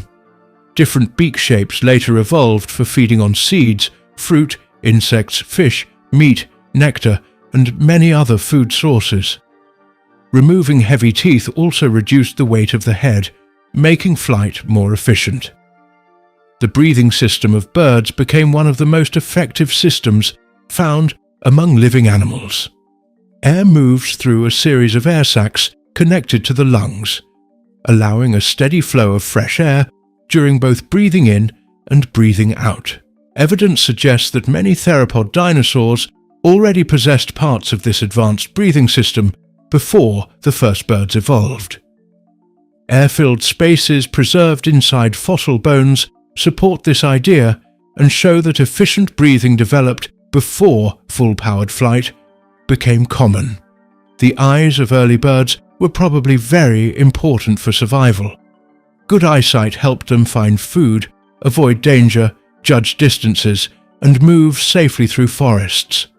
Large eye sockets found in fossil skulls suggest that vision played an important role in their daily lives. Many living birds have excellent color vision, and some scientists believe that at least some early birds also saw a wide range of colors, helping them recognize food, mates, and members of their own species. The brain of early birds also showed important changes. Fossil skulls reveal that regions linked to vision, balance, and movement became larger than those seen in many earlier dinosaurs. These changes would have helped animals coordinate rapid body movements, maintain balance during flight, and respond quickly to changes in their surroundings. The breakup of the supercontinent Pangaea was one of the most important events in the long history of the Earth. It changed the shape of the land, the oceans, the climate, and the living world over a very long period of time. This event did not happen suddenly. It took many millions of years as the Earth's outer layer slowly moved and changed. During the Jurassic Period, this process became much more active. The huge landmass that had once been joined together slowly began to split apart. Large cracks formed in the Earth's crust, new seas appeared, and the continents slowly moved away from one another. The movement was very slow, only a few centimeters each year, but over millions of years, these small movements created the continents and oceans that exist today. Before the breakup began, almost all of the Earth's land was joined together in one enormous supercontinent called Pangaea. This giant landmass had formed during the late Paleozoic era, after many smaller continents slowly collided with one another over hundreds of millions of years. As these land masses came together, mountain ranges formed where the continents collided. Many rocks that are now found on different continents were once connected before the land later separated. Scientists discovered this by studying the age of rocks, the shapes of mountain chains, and the fossils found on different continents. Pangaea stretched across a very large part of the Earth's surface. It extended from areas close to the North Pole to regions much closer to the South Pole. Because almost all of the land was connected, there was one very large ocean surrounding the supercontinent. This great ocean covered most of the Earth's surface outside the landmass. Along the eastern side of Pangaea was another large body of water known as the Tethys Ocean. The coastlines of this ocean supported many kinds of marine life, while inland areas often experienced much drier conditions. The center of Pangaea was far from the sea. Moist air from the oceans could not easily reach these inland regions. As a result, many central areas received very little rainfall. Large deserts covered wide parts of the interior. Dry winds often moved across these regions, carrying dust and sand. Rivers were fewer in many inland places, although some areas still experienced periods of seasonal rain. Plants and animals living there had to survive with limited water supplies. As time passed, heat from deep inside the Earth continued to move upward through the mantle. The mantle is made of hot rock that moves very slowly over long periods of time. These slow movements created forces that acted on the Earth's crust. The crust is broken into many large pieces called tectonic plates. These plates rest on the slowly moving mantle below them. As the mantle continued to move, it carried the plates along with it. Sometimes the plates moved toward one another, sometimes they moved apart, and sometimes they slid past each other. During the early Jurassic period, the forces beneath Pangaea became stronger in certain regions. The crust began to stretch as the tectonic plates slowly pulled away from each other. When rocks are stretched over long periods, they begin to crack. Small fractures slowly became larger faults. Some sections of land sank lower than the surrounding areas, creating long valleys called rift valleys. These valleys marked the places where the continent was beginning to split. At first, the changes were difficult to notice because they happened so slowly. A person living during that time would not have seen the continents moving. Even over many generations, the changes would have appeared very small. However, over millions of years, the stretching continued without stopping. The cracks widened, the valleys deepened, and molten rock from beneath the crust rose toward the surface. This molten rock, called magma, entered the cracks created by the stretching crust. Some magma cooled beneath the surface, forming new igneous rocks. Other magma reached the surface through volcanoes. Many volcanic eruptions took place along the growing rift zones. Lava spread across the land in repeated eruptions. These volcanic events released gases into the atmosphere, including carbon dioxide, water vapor, and sulfur compounds. These gases influenced the climate over long periods. As the stretching continued, the crust became thinner in the rift valleys. Eventually, the crust split completely in some places. Once this happened, seawater entered the low areas, creating narrow seas between the separating pieces of land. These young seas slowly widened as new crust formed along the center of the rift. Fresh magma continued rising from below, cooled into solid rock, and pushed the older crust farther apart. This process is known as seafloor spreading. Seafloor spreading created entirely new ocean floors. The youngest rocks formed near the center of these spreading zones, while older rocks were pushed farther away on both sides. This process continues even today beneath several modern oceans. During the Jurassic Period, it marked the beginning of the long separation of the continents. One of the first major divisions separated Pangaea into two enormous landmasses. The northern part became known as Laurasia. The southern part became known as Gondwana. Between these great landmasses lay the expanding Tethys Ocean. Although Laurasia and Gondwana remained very large continents, they no longer formed one continuous supercontinent. Laurasia included land that later became much of North America, Europe, Greenland, and large parts of Asia. Gondwana included land that later became South America, Africa, Antarctica, Australia, the Indian subcontinent, and Madagascar. At the time of their separation, these future continents were still connected within the two larger landmasses. But later, they also began separating from one another. The separation between North America and Africa became one of the most important stages of the breakup. As the crust stretched between these regions, a long rift system formed. Volcanoes became active and new ocean crust gradually appeared between the separating continents. Over millions of years, this widening sea developed into the early Atlantic Ocean. At first, the Atlantic was much narrower than it is today. It continued growing as new seafloor formed along its center. The opening of the Atlantic Ocean changed the movement of ocean water around the planet. Water could now flow through new pathways that had not existed before. Ocean currents slowly adjusted to these changing positions of the continents.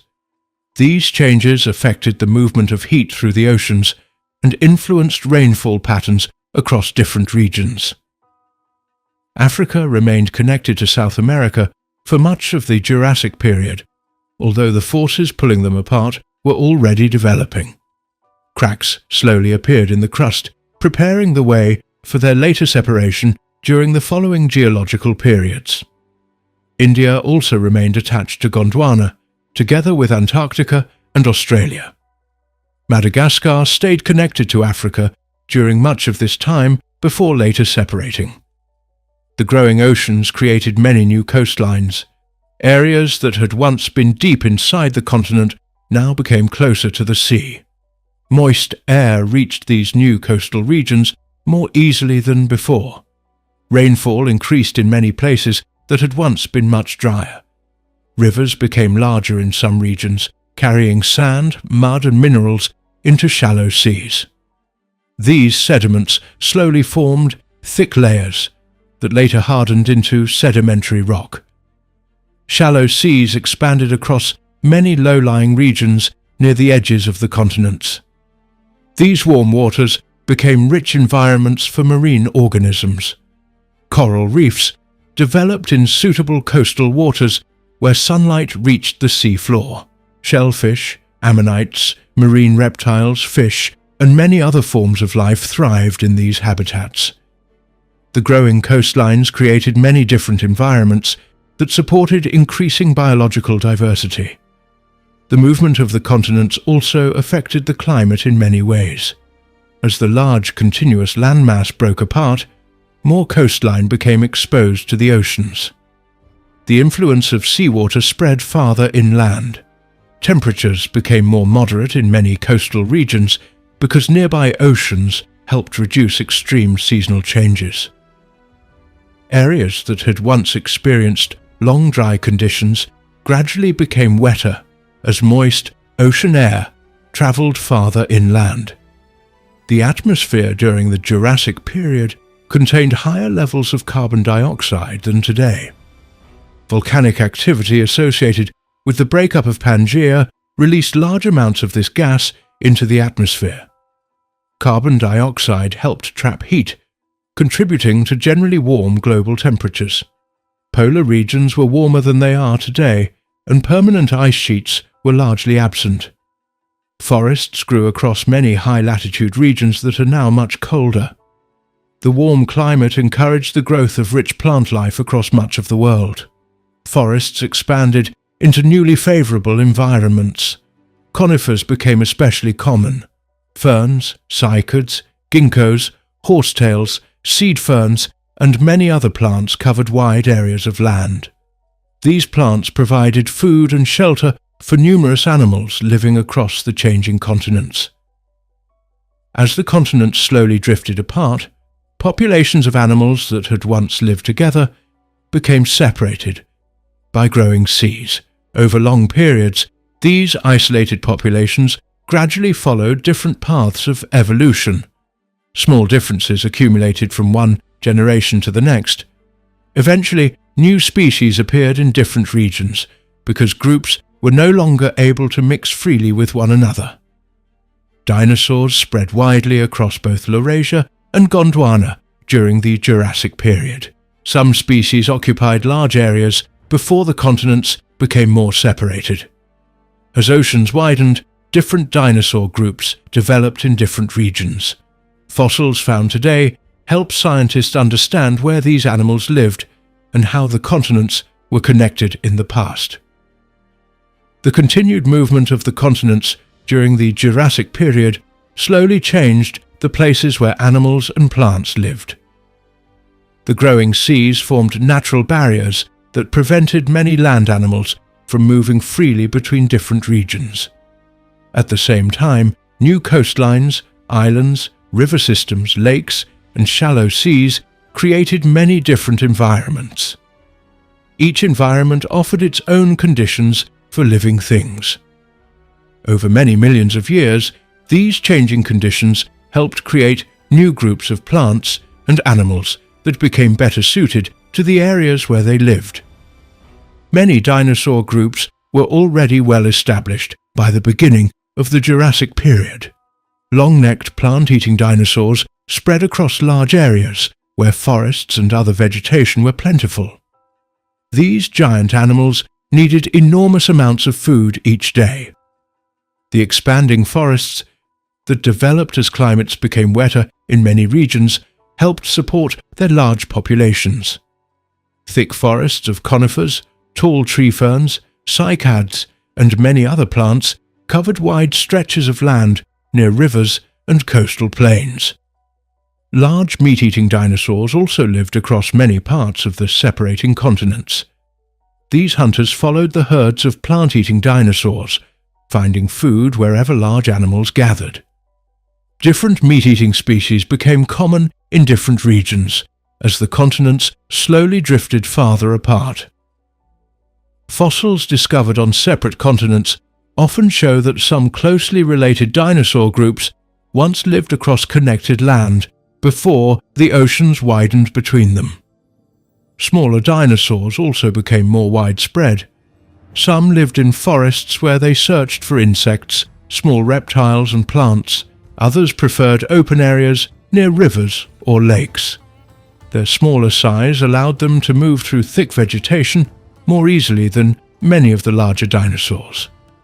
Some species traveled in groups, while others may have lived alone or in small family units. Fossil discoveries suggest that many different lifestyles existed among these smaller dinosaurs. The breakup of Pangaea also influenced freshwater habitats. As new valleys formed and rivers changed their paths, many lakes developed in low areas between rising land. Rainwater collected in these basins, creating freshwater environments where fish, amphibians, turtles and crocodile relatives could live. Rivers carried sediments from mountains into these lakes and nearby seas, building wide floodplains that supported many forms of life. Large river systems became especially important in areas receiving regular rainfall. Rivers carried water from highlands toward the growing oceans. During seasonal floods, they spread rich sediments across nearby land. Plants quickly grew in these fertile areas, attracting many animals. Dinosaur tracks preserved in ancient river sediments show that many species regularly traveled along river valleys while searching for food and water. The growing coastline supported increasing numbers of marine reptiles. Long-necked plesiosaurs swam through shallow coastal waters searching for fish and other sea animals. Ichthyosaurs, which were fast swimmers, hunted in deeper waters as well as near the coast. Marine crocodile relatives also occupied many coastal environments. These reptiles became important predators in Jurassic seas, feeding on fish, squid, ammonites, and other marine animals. The shallow seas that formed during the breakup of Pangaea contained large numbers of shell-producing animals. Ammonites became especially common and developed into many different species. Their shells varied in size and shape, allowing scientists today to identify different geological layers by studying the kinds of ammonites preserved within them. Because ammonites evolved relatively quickly, they provide valuable information about the ages of Jurassic rocks around the world. Coral reefs also expanded in many warm coastal waters. These reefs were built by tiny animals that produced hard limestone skeletons. Over long periods, countless generations added new layers, creating large reef structures.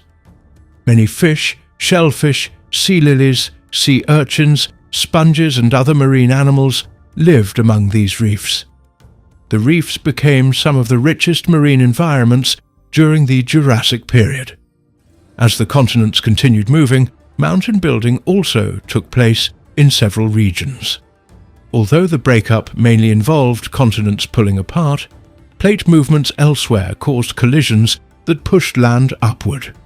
When tectonic plates moved toward each other, the crust folded and thickened, forming mountain ranges. Volcanic activity sometimes accompanied these events as magma rose through weak areas in the crust. Rain, rivers, wind, and changing temperatures slowly wore down these mountains. Pieces of rock broke away and were carried into nearby rivers and seas. Over millions of years, thick layers of sand, mud, and gravel collected in basins along the edges of the continents. These sediments later hardened into sandstone, shale, limestone, and other sedimentary rocks that preserve many Jurassic fossils today. The volcanic activity connected with the breakup of Pangaea affected both the land and the atmosphere. Repeated eruptions released lava across large regions. Ash covered nearby landscapes, while volcanic gases entered the air. Carbon dioxide remained one of the most important gases released during these eruptions. Water vapor and sulfur gases also entered the atmosphere.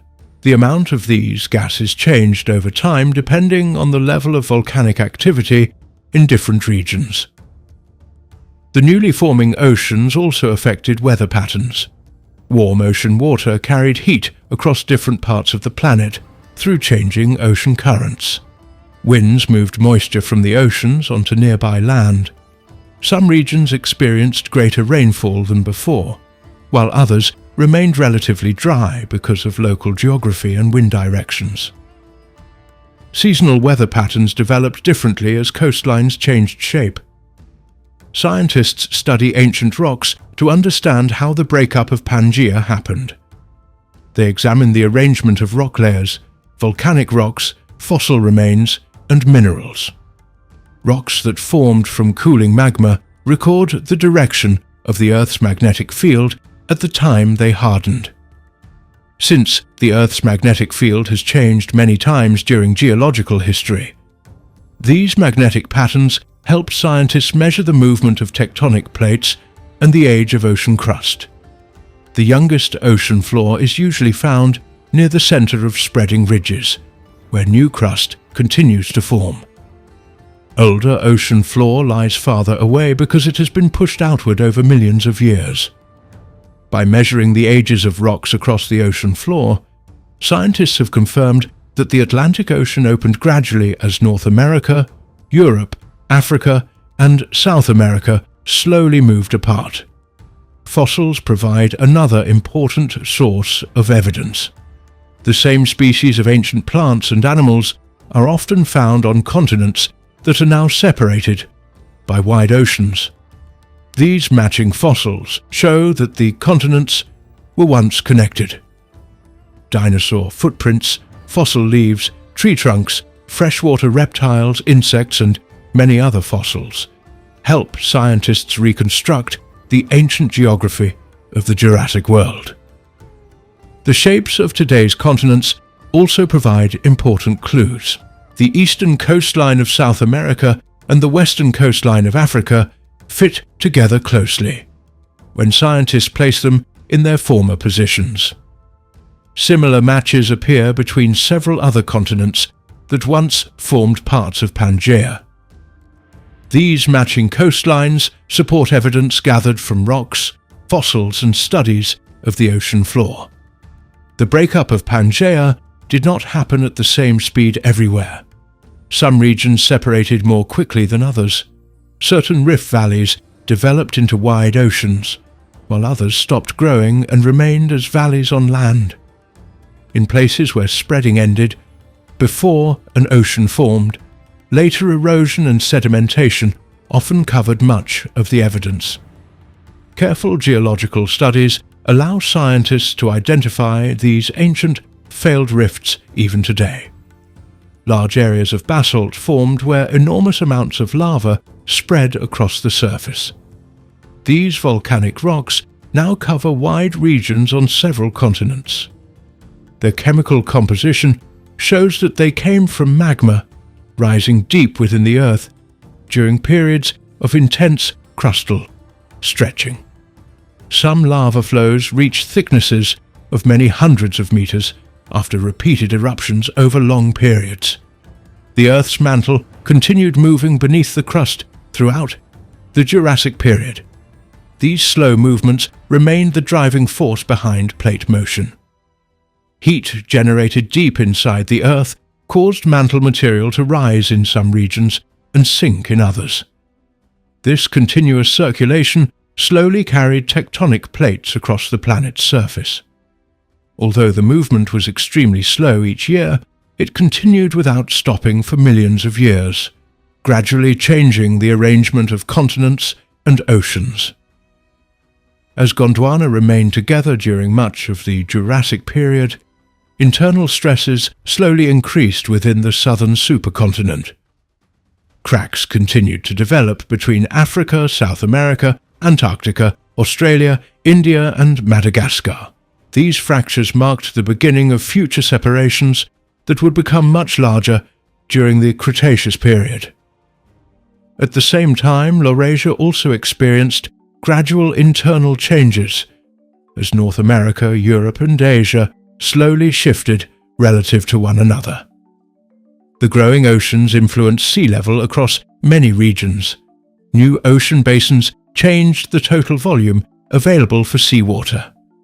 In addition, warm temperatures caused seawater to occupy slightly greater volume than colder water. These factors contributed to relatively high sea levels during much of the Jurassic period. Many low coastal regions became flooded by shallow seas, creating broad marine environments rich in life. Sediments deposited in these shallow seas later became limestone, chalk, shale, and sandstone. The remains of countless marine organisms accumulated on the sea floor. Shells, coral skeletons, microscopic plankton, and other hard parts slowly collected in thick layers. Burial beneath newer sediments compressed these materials into solid rock over millions of years. Many important Jurassic fossil sites formed in this way. The continuing separation of the continents during the later part of the Jurassic period changed the appearance of the Earth little by little. Although the movement of the tectonic plates was extremely slow, it never stopped.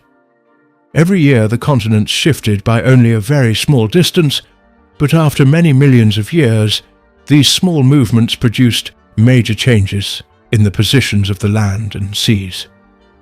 Wide stretches of land that had once been connected became separated by growing bodies of water.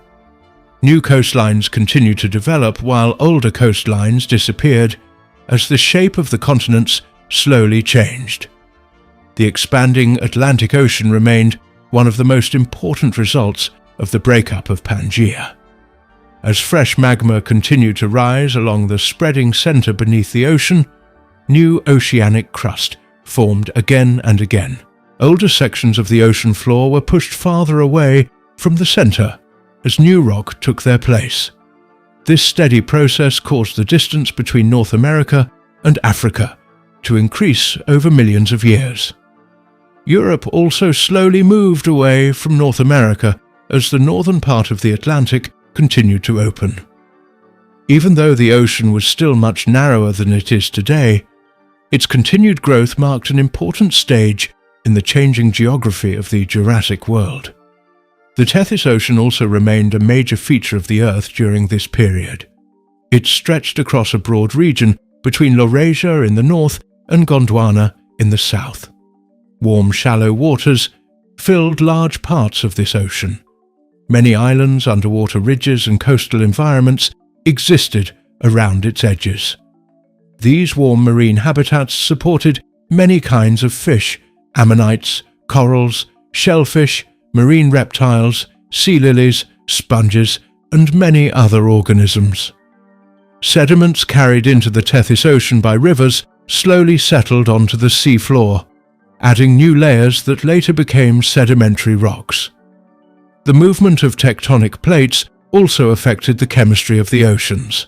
Minerals released from underwater volcanic activity entered seawater. Rivers flowing from the continents also carried dissolved minerals that had been washed from rocks by rain. Marine organisms used many of these minerals to build shells and skeletons. When these organisms died, their remains settled on the sea floor, where they became buried beneath younger layers of sediment. Over very long periods, these deposits formed thick layers of limestone and other sedimentary rocks that preserve a detailed record of Jurassic marine life. As new oceans widened, they also changed the movement of ocean currents. Water traveled through different routes than it had when Pangaea remained joined together. Warm water and cooler water moved between different regions, carrying heat around the planet.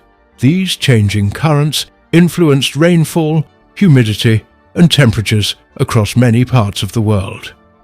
Some coastal regions became wetter because moist air from nearby seas reached the land more easily. Other places continued to experience dry conditions, depending on local wind patterns and the arrangement of nearby mountains. The breakup of Pangaea also influenced the distribution of soils. Fresh volcanic rocks slowly broke down through weathering. Rainwater, wind, changes in temperature, and living organisms gradually turned rock into soil. Rivers spread this material across floodplains and lowlands.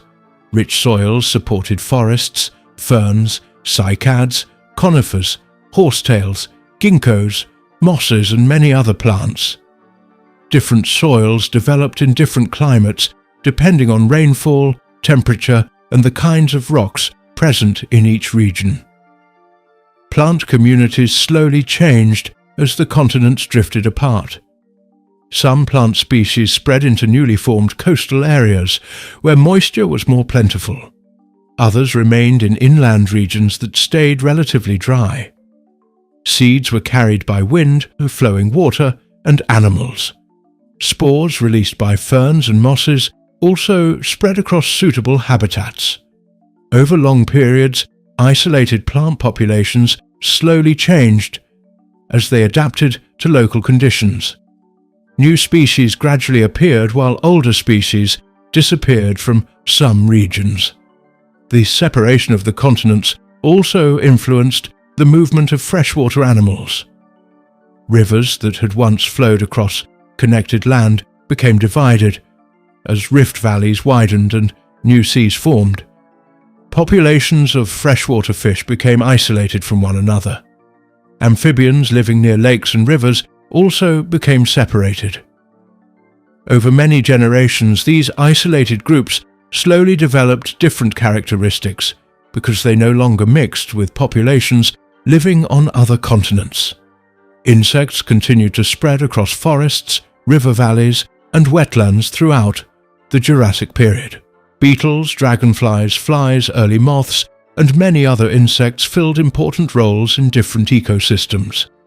Some insects fed on leaves, wood, or spores, while others hunted smaller animals. Insects also served as food for many reptiles, small dinosaurs, early mammals, amphibians, and birds. Their widespread presence supported many food chains across the changing continents. Early mammals remained relatively small during the Jurassic period. Most were active at night, reducing contact with many larger predators that hunted during the day. They fed on insects, seeds, fruits, small animals, and other available food. Although dinosaurs remained the largest land animals, these early mammals gradually developed different forms suited to various environments. Their fossils are found in several regions that were once connected within Pangaea, showing that mammals had already spread widely before the continents became more separated. The first birds also appeared during the Jurassic period. These early birds still shared many features with small, meat-eating dinosaurs. They possessed feathers, wings, teeth, long bony tails, and clawed fingers. Their ability to fly allowed them to move between forests, lakes, rivers, and coastal regions. Fossils discovered in fine-grained limestone preserve remarkable details of feathers, bones, and even soft tissues, providing valuable information about their structure and way of life. The changing geography created by the breakup of Pangaea increased the variety of habitats available to living organisms. Mountain slopes, river floodplains, volcanic fields, forests, deserts, coastal marshes, shallow seas, coral reefs, islands, and open ocean environments all supported different communities of plants and animals. Each habitat contained its own combination of temperature, rainfall, soil, water, sunlight, and available food. These differences encouraged the gradual development of many different forms of life throughout the Jurassic period. Scientists continue to study the breakup of Pangaea using many different methods. Satellite measurements now allow researchers to measure the movement of tectonic plates with great accuracy. Instruments placed on different continents show that the plates are still moving today. The Atlantic Ocean continues to widen because seafloor spreading remains active beneath its center. These present-day measurements help scientists better understand the same geological processes that operated during the Jurassic period. Drilling projects carried out beneath the oceans have recovered long cylinders of rock known as cores. These cores contain layers of sediment and volcanic rock that formed over millions of years. By studying the fossils, minerals, magnetic patterns, and chemical composition of these rocks, scientists reconstruct the history of the oceans and the movement of the continents. Every new sample adds more information about how Pangaea gradually broke apart. Radiometric dating provides another important source of information. Certain minerals contain naturally occurring radioactive elements that slowly change into other elements at known rates. By measuring these changes, scientists calculate the ages of volcanic rocks formed during the breakup of the supercontinent. These dates agree closely with evidence gathered from fossils, magnetic studies, and the ages of oceanic crust, creating a consistent picture of Jurassic geological history. Computer models have also become valuable tools for studying ancient Earth. Scientists combine information from geology, paleontology, geophysics, and climate studies to recreate the positions of continents at different times. These models show how oceans expanded, mountains formed, rivers changed direction, and climates shifted as Pangaea slowly separated. Although new discoveries continue to improve these reconstructions, the overall pattern of continental breakup is now supported by many independent lines of scientific evidence. The breakup of Pangaea did not end during the Jurassic Period. The movements that had already begun continued throughout the Cretaceous period and into the Cenozoic era. South America eventually separated from Africa.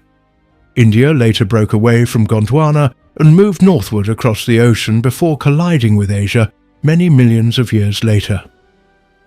Australia gradually separated from Antarctica. Madagascar also became isolated from Africa. These later events all developed from the plate movements that had already started while Pangaea was breaking apart during the Jurassic period. During the Jurassic period, the surface of the Earth was changing in many places.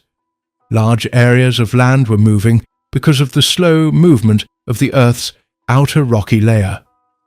These movements affected the shape of the continents, the position of the oceans, the growth of mountains, and the activity of volcanoes. The Earth was not still. Deep inside the planet, heat continued to move through the mantle. This movement slowly pushed and pulled the large plates that formed the Earth's surface. As these plates moved, they changed the land over very long periods of time. These changes took place over millions of years, but they shaped the world in lasting ways. The Jurassic period began about 201 million years ago and ended about 145 million years ago. During this time, the supercontinent called Pangaea was slowly breaking apart. Large cracks formed across the land as the continents began to separate. These cracks became wider as time passed. In some places, the land stretched until it became thinner. Hot rock from deep inside the Earth rose toward the surface through these weak areas. This process often led to volcanic activity.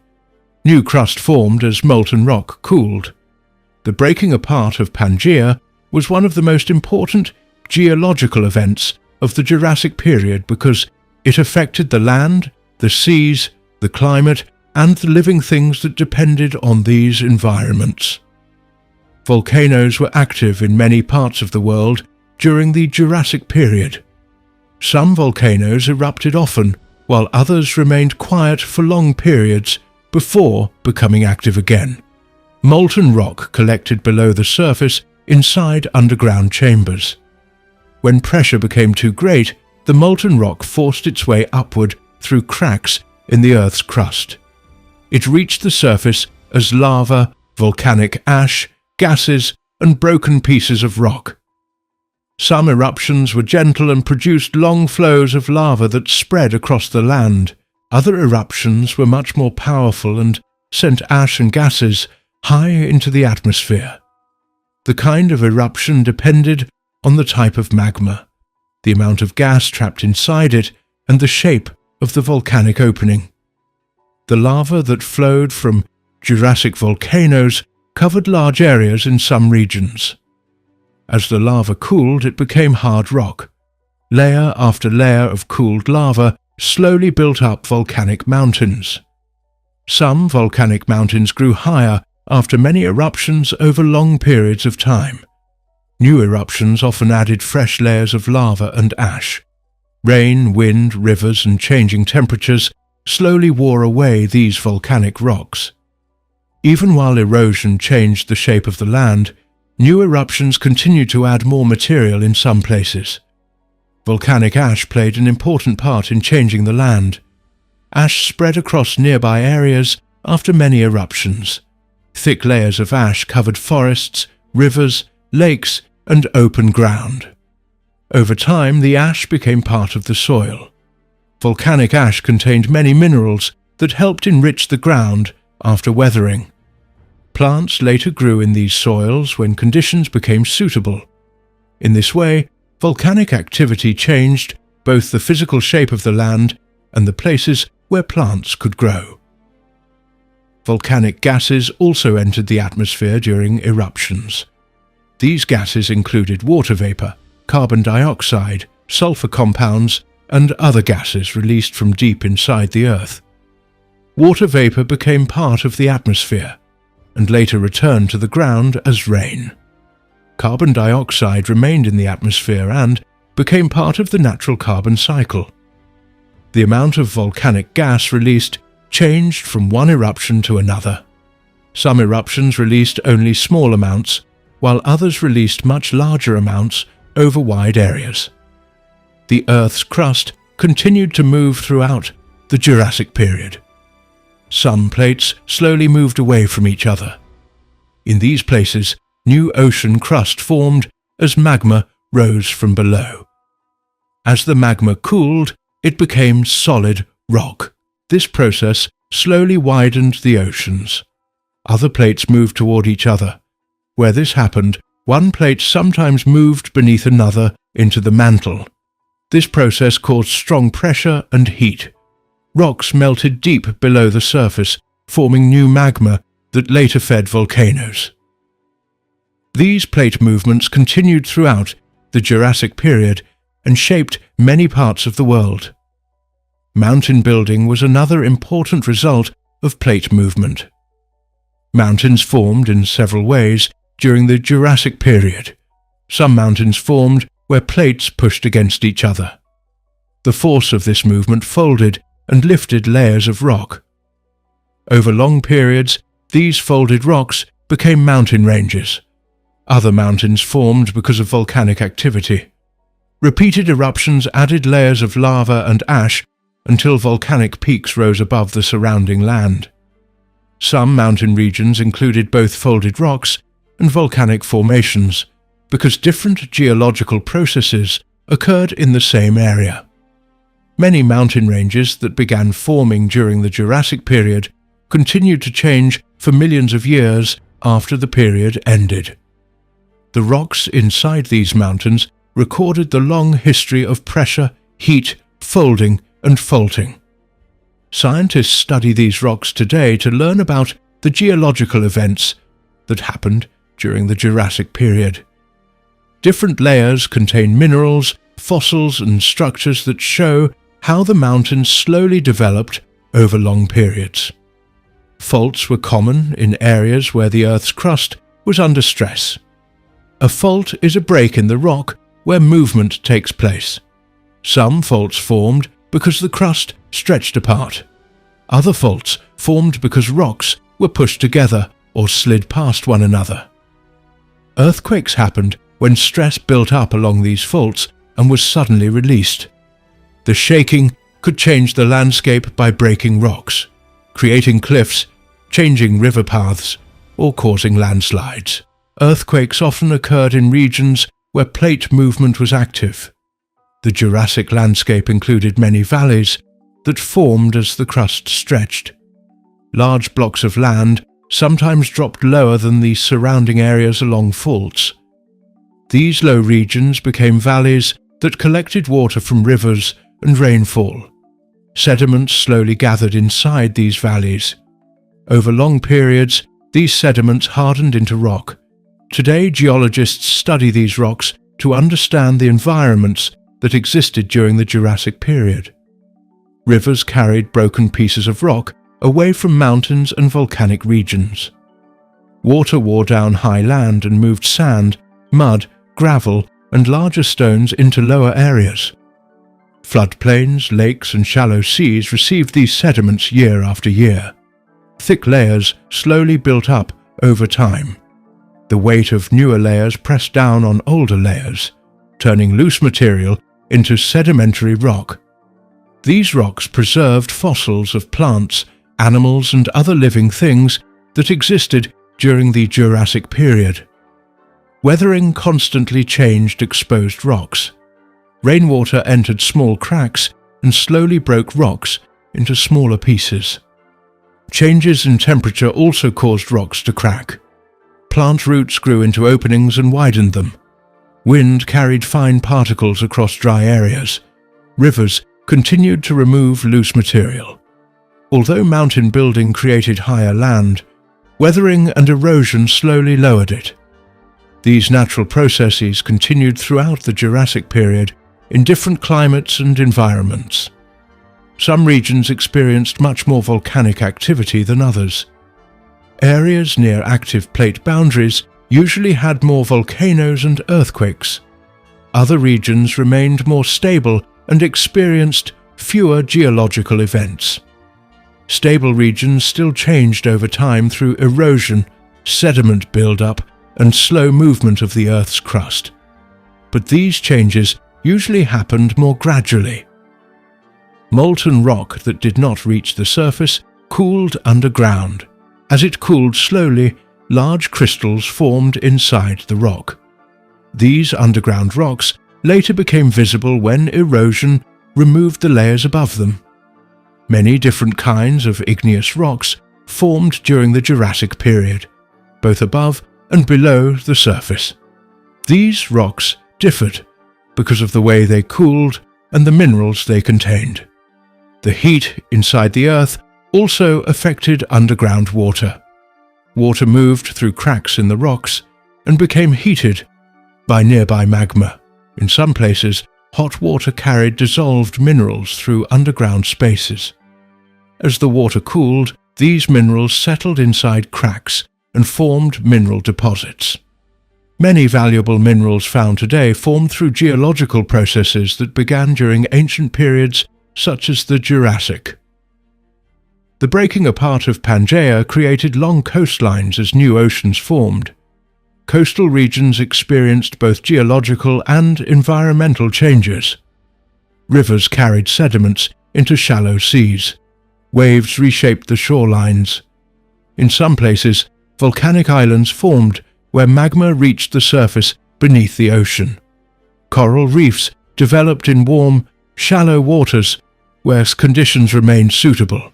Sediments from nearby land mixed with remains of sea life to form thick layers of limestone and other rocks.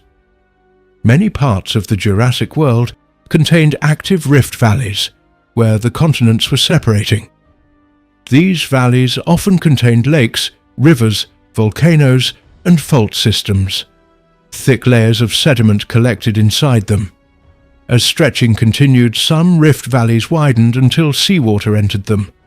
Over time, these areas became new ocean basins. The growth of these oceans continued long after the Jurassic period ended.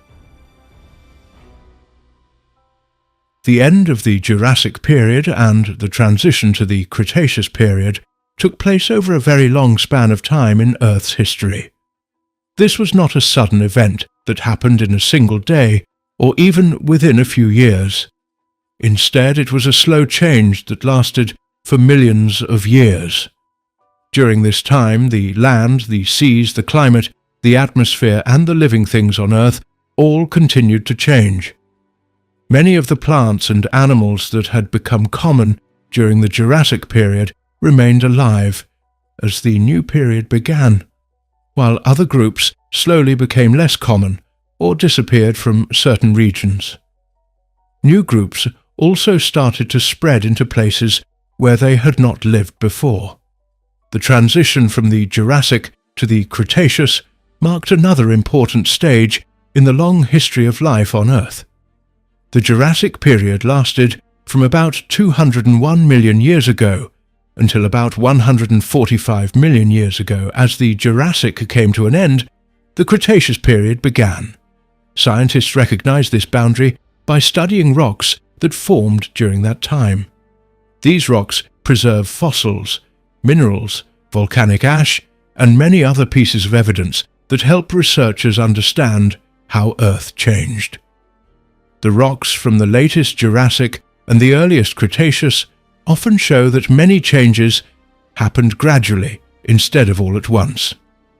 In different parts of the world, the exact record of these changes can vary because rocks formed under different conditions, and some layers have been worn away or buried deeply underground.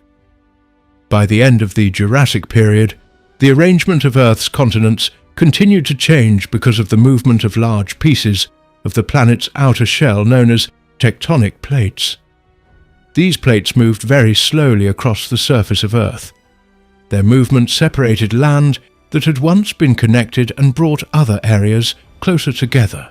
The ancient supercontinent called Pangaea had already begun to break apart long before the end of the Jurassic, and this process continued without stopping. Large oceans widened while new seas appeared between separating landmasses. Coastlines slowly changed their shape as the continents drifted into new positions. The northern continents continued to separate from one another. The land that would later become North America moved farther away from Europe. Large bodies of water expanded between them. The southern continents also continued to change. Africa, South America, Antarctica, Australia, India, and Madagascar slowly shifted into new positions. Although many of these lands were still connected during the latest Jurassic, cracks within the crust became larger over time. These changes would continue throughout the Cretaceous period and beyond. The movement of tectonic plates also affected the oceans. New ocean floor formed where plates moved apart. Older ocean floor slowly sank back into Earth's interior where plates met. These processes constantly reshaped the seafloor. They also influenced ocean depth, ocean currents, and the movement of heat around the planet. Changes in ocean circulation affected temperatures, rainfall, and the distribution of nutrients in the seas. Marine life often responded to these changing conditions by spreading into new areas or becoming less common in places where the environment no longer suited them. Volcanic activity remained an important part of Earth's natural processes during the latest Jurassic. Volcanoes formed in places where tectonic plates pulled apart or where one plate moved beneath another. Some eruptions produced flowing lava, while others sent ash and gases into the atmosphere. Volcanic gases included carbon dioxide and water vapor, both of which influenced the climate over long periods. Large volcanic regions also created new land and changed the shape of mountains and valleys.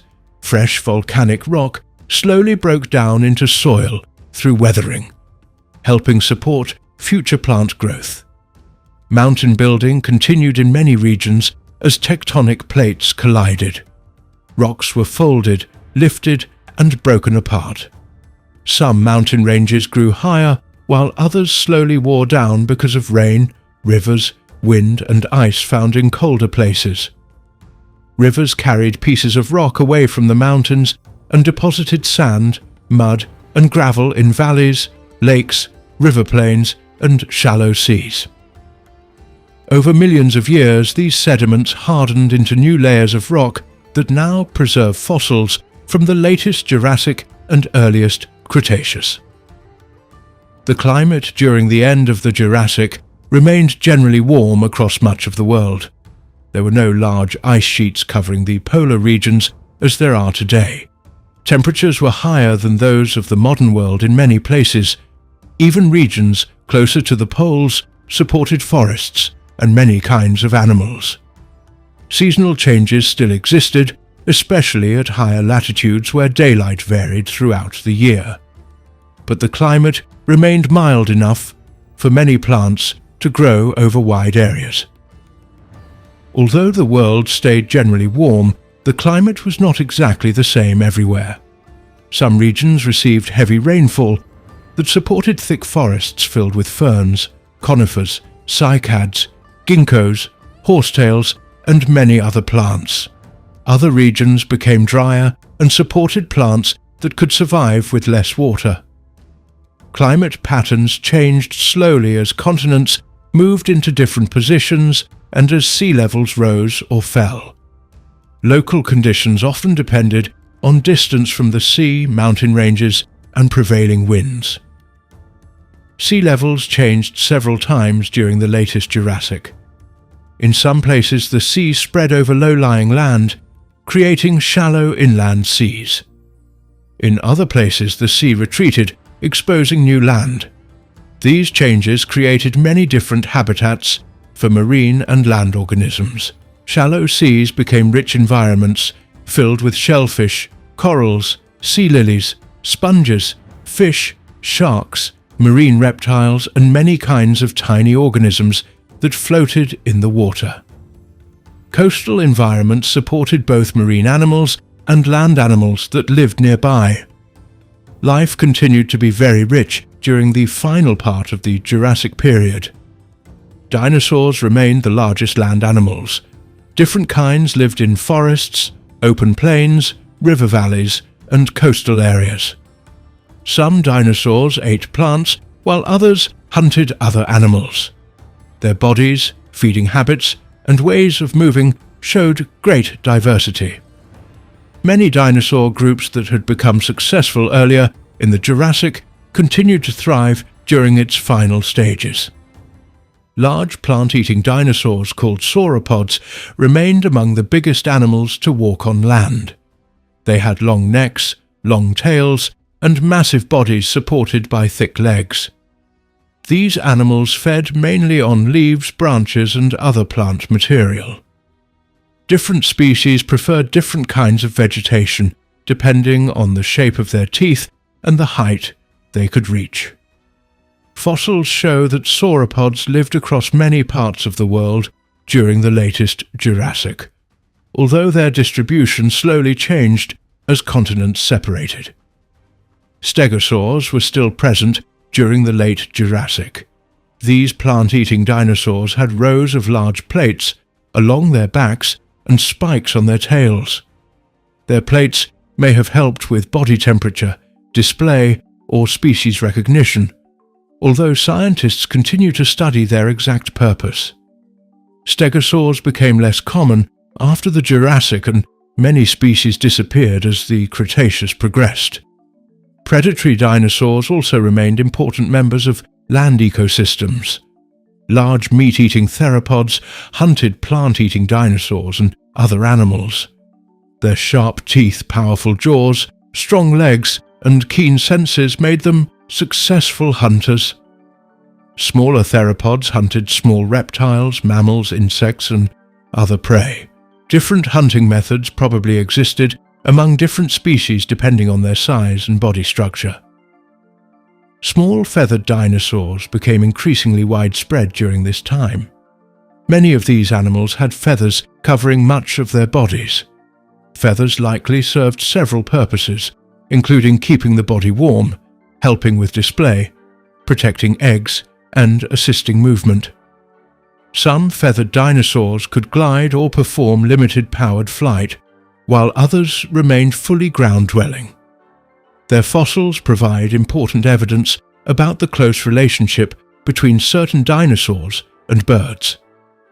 Early birds continued to evolve during the transition between the Jurassic and the Cretaceous. These birds still showed many dinosaur features, including teeth, long bony tails, and clawed fingers on their wings in some species.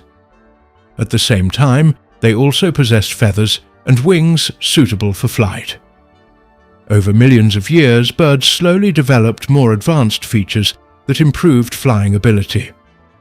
The earliest stages of bird evolution were still taking place during this transition. Flying reptiles known as pterosaurs continued to occupy the skies.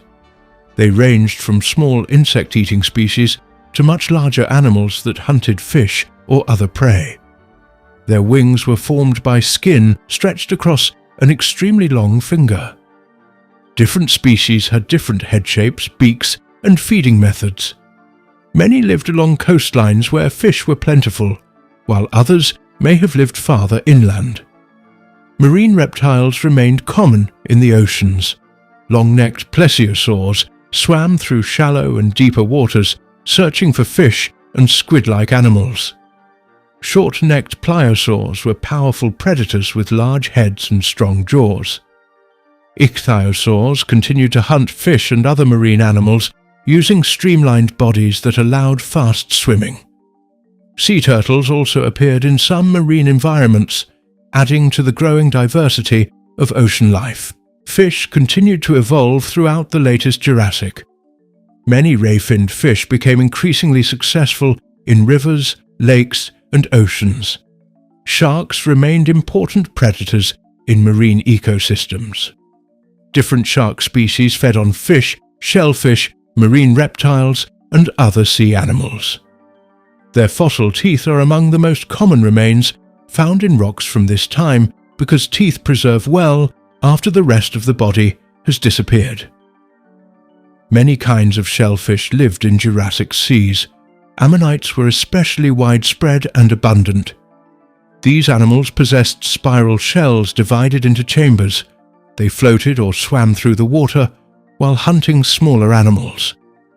Different ammonite species evolved rapidly, making them useful for determining the age of rock layers. Scientists often identify the age of sedimentary rocks by studying the ammonite fossils preserved inside them. Belemnites also lived in large numbers during the latest Jurassic. These squid-like animals had an internal hard structure that fossilized easily. They served as food for many larger marine animals. Coral reefs continued to support rich communities of sea life, including many kinds of fish, shellfish, sea urchins, sea stars, and sponges. Tiny plankton floating in the oceans formed the base of many marine food chains. Plants continued to dominate the land with forests made mainly of conifers, cycads, ginkgos, seed ferns, tree ferns, horsetails, mosses, and many other groups.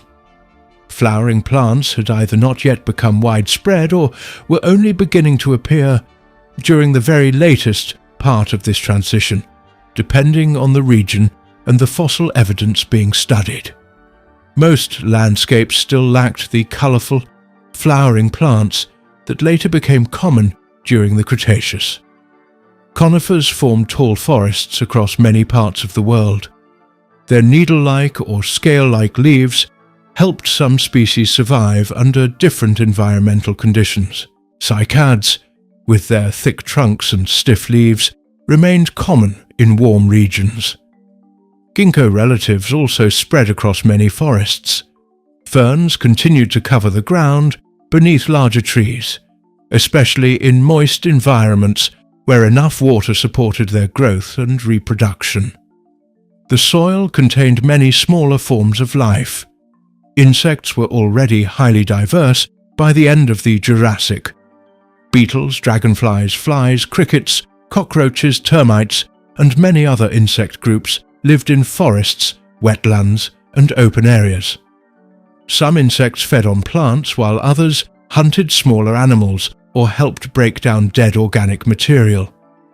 Their activities played an important role in recycling nutrients within ecosystems. Spiders, scorpions, centipedes, millipedes, and many other arthropods also continued to thrive. They occupied different habitats depending on their feeding habits and environmental needs. Some hunted insects while others fed on decaying plant material.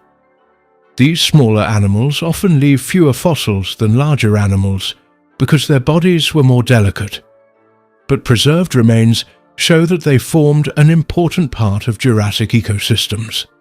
Mammals remained relatively small during the latest Jurassic. Most lived in the shadows of the much larger dinosaurs. They occupied many different ecological roles, including insect eaters, seed eaters, meat eaters, and plant eaters. Many were probably active mainly during the night, although some may have been active during the day. Mammals already possessed warm blood, hair, and the ability to feed milk to their young. These features helped them survive under changing environmental conditions. Different mammal groups slowly continued to evolve throughout the transition into the Cretaceous. Their jaws, teeth, hearing, and brains gradually became more advanced. Although they remained small for a long time, they developed many features that later allowed mammals to become much more diverse after the extinction of the non-avian dinosaurs many millions of years later. Reptiles other than dinosaurs also remained widespread. Crocodile relatives lived in rivers, lakes, wetlands, and coastal waters. Some species spent most of their time in water, while others were better adapted to life on land. Lizards continued to diversify into different forms. Early snakes had probably not yet become common, but several reptile groups were already experimenting with different body shapes and lifestyles. Amphibians continued to inhabit freshwater environments. Frogs, salamander relatives, and other amphibians depended on water for reproduction. Wet forests, ponds, rivers, marshes, and lakes provided suitable habitats where these animals could survive. Their fossils help scientists understand ancient freshwater ecosystems because amphibians often respond strongly to environmental changes. The transition from the Jurassic to the Cretaceous also involved changes in biodiversity. Some groups declined while others expanded. These changes happened over long periods rather than through a single worldwide disaster.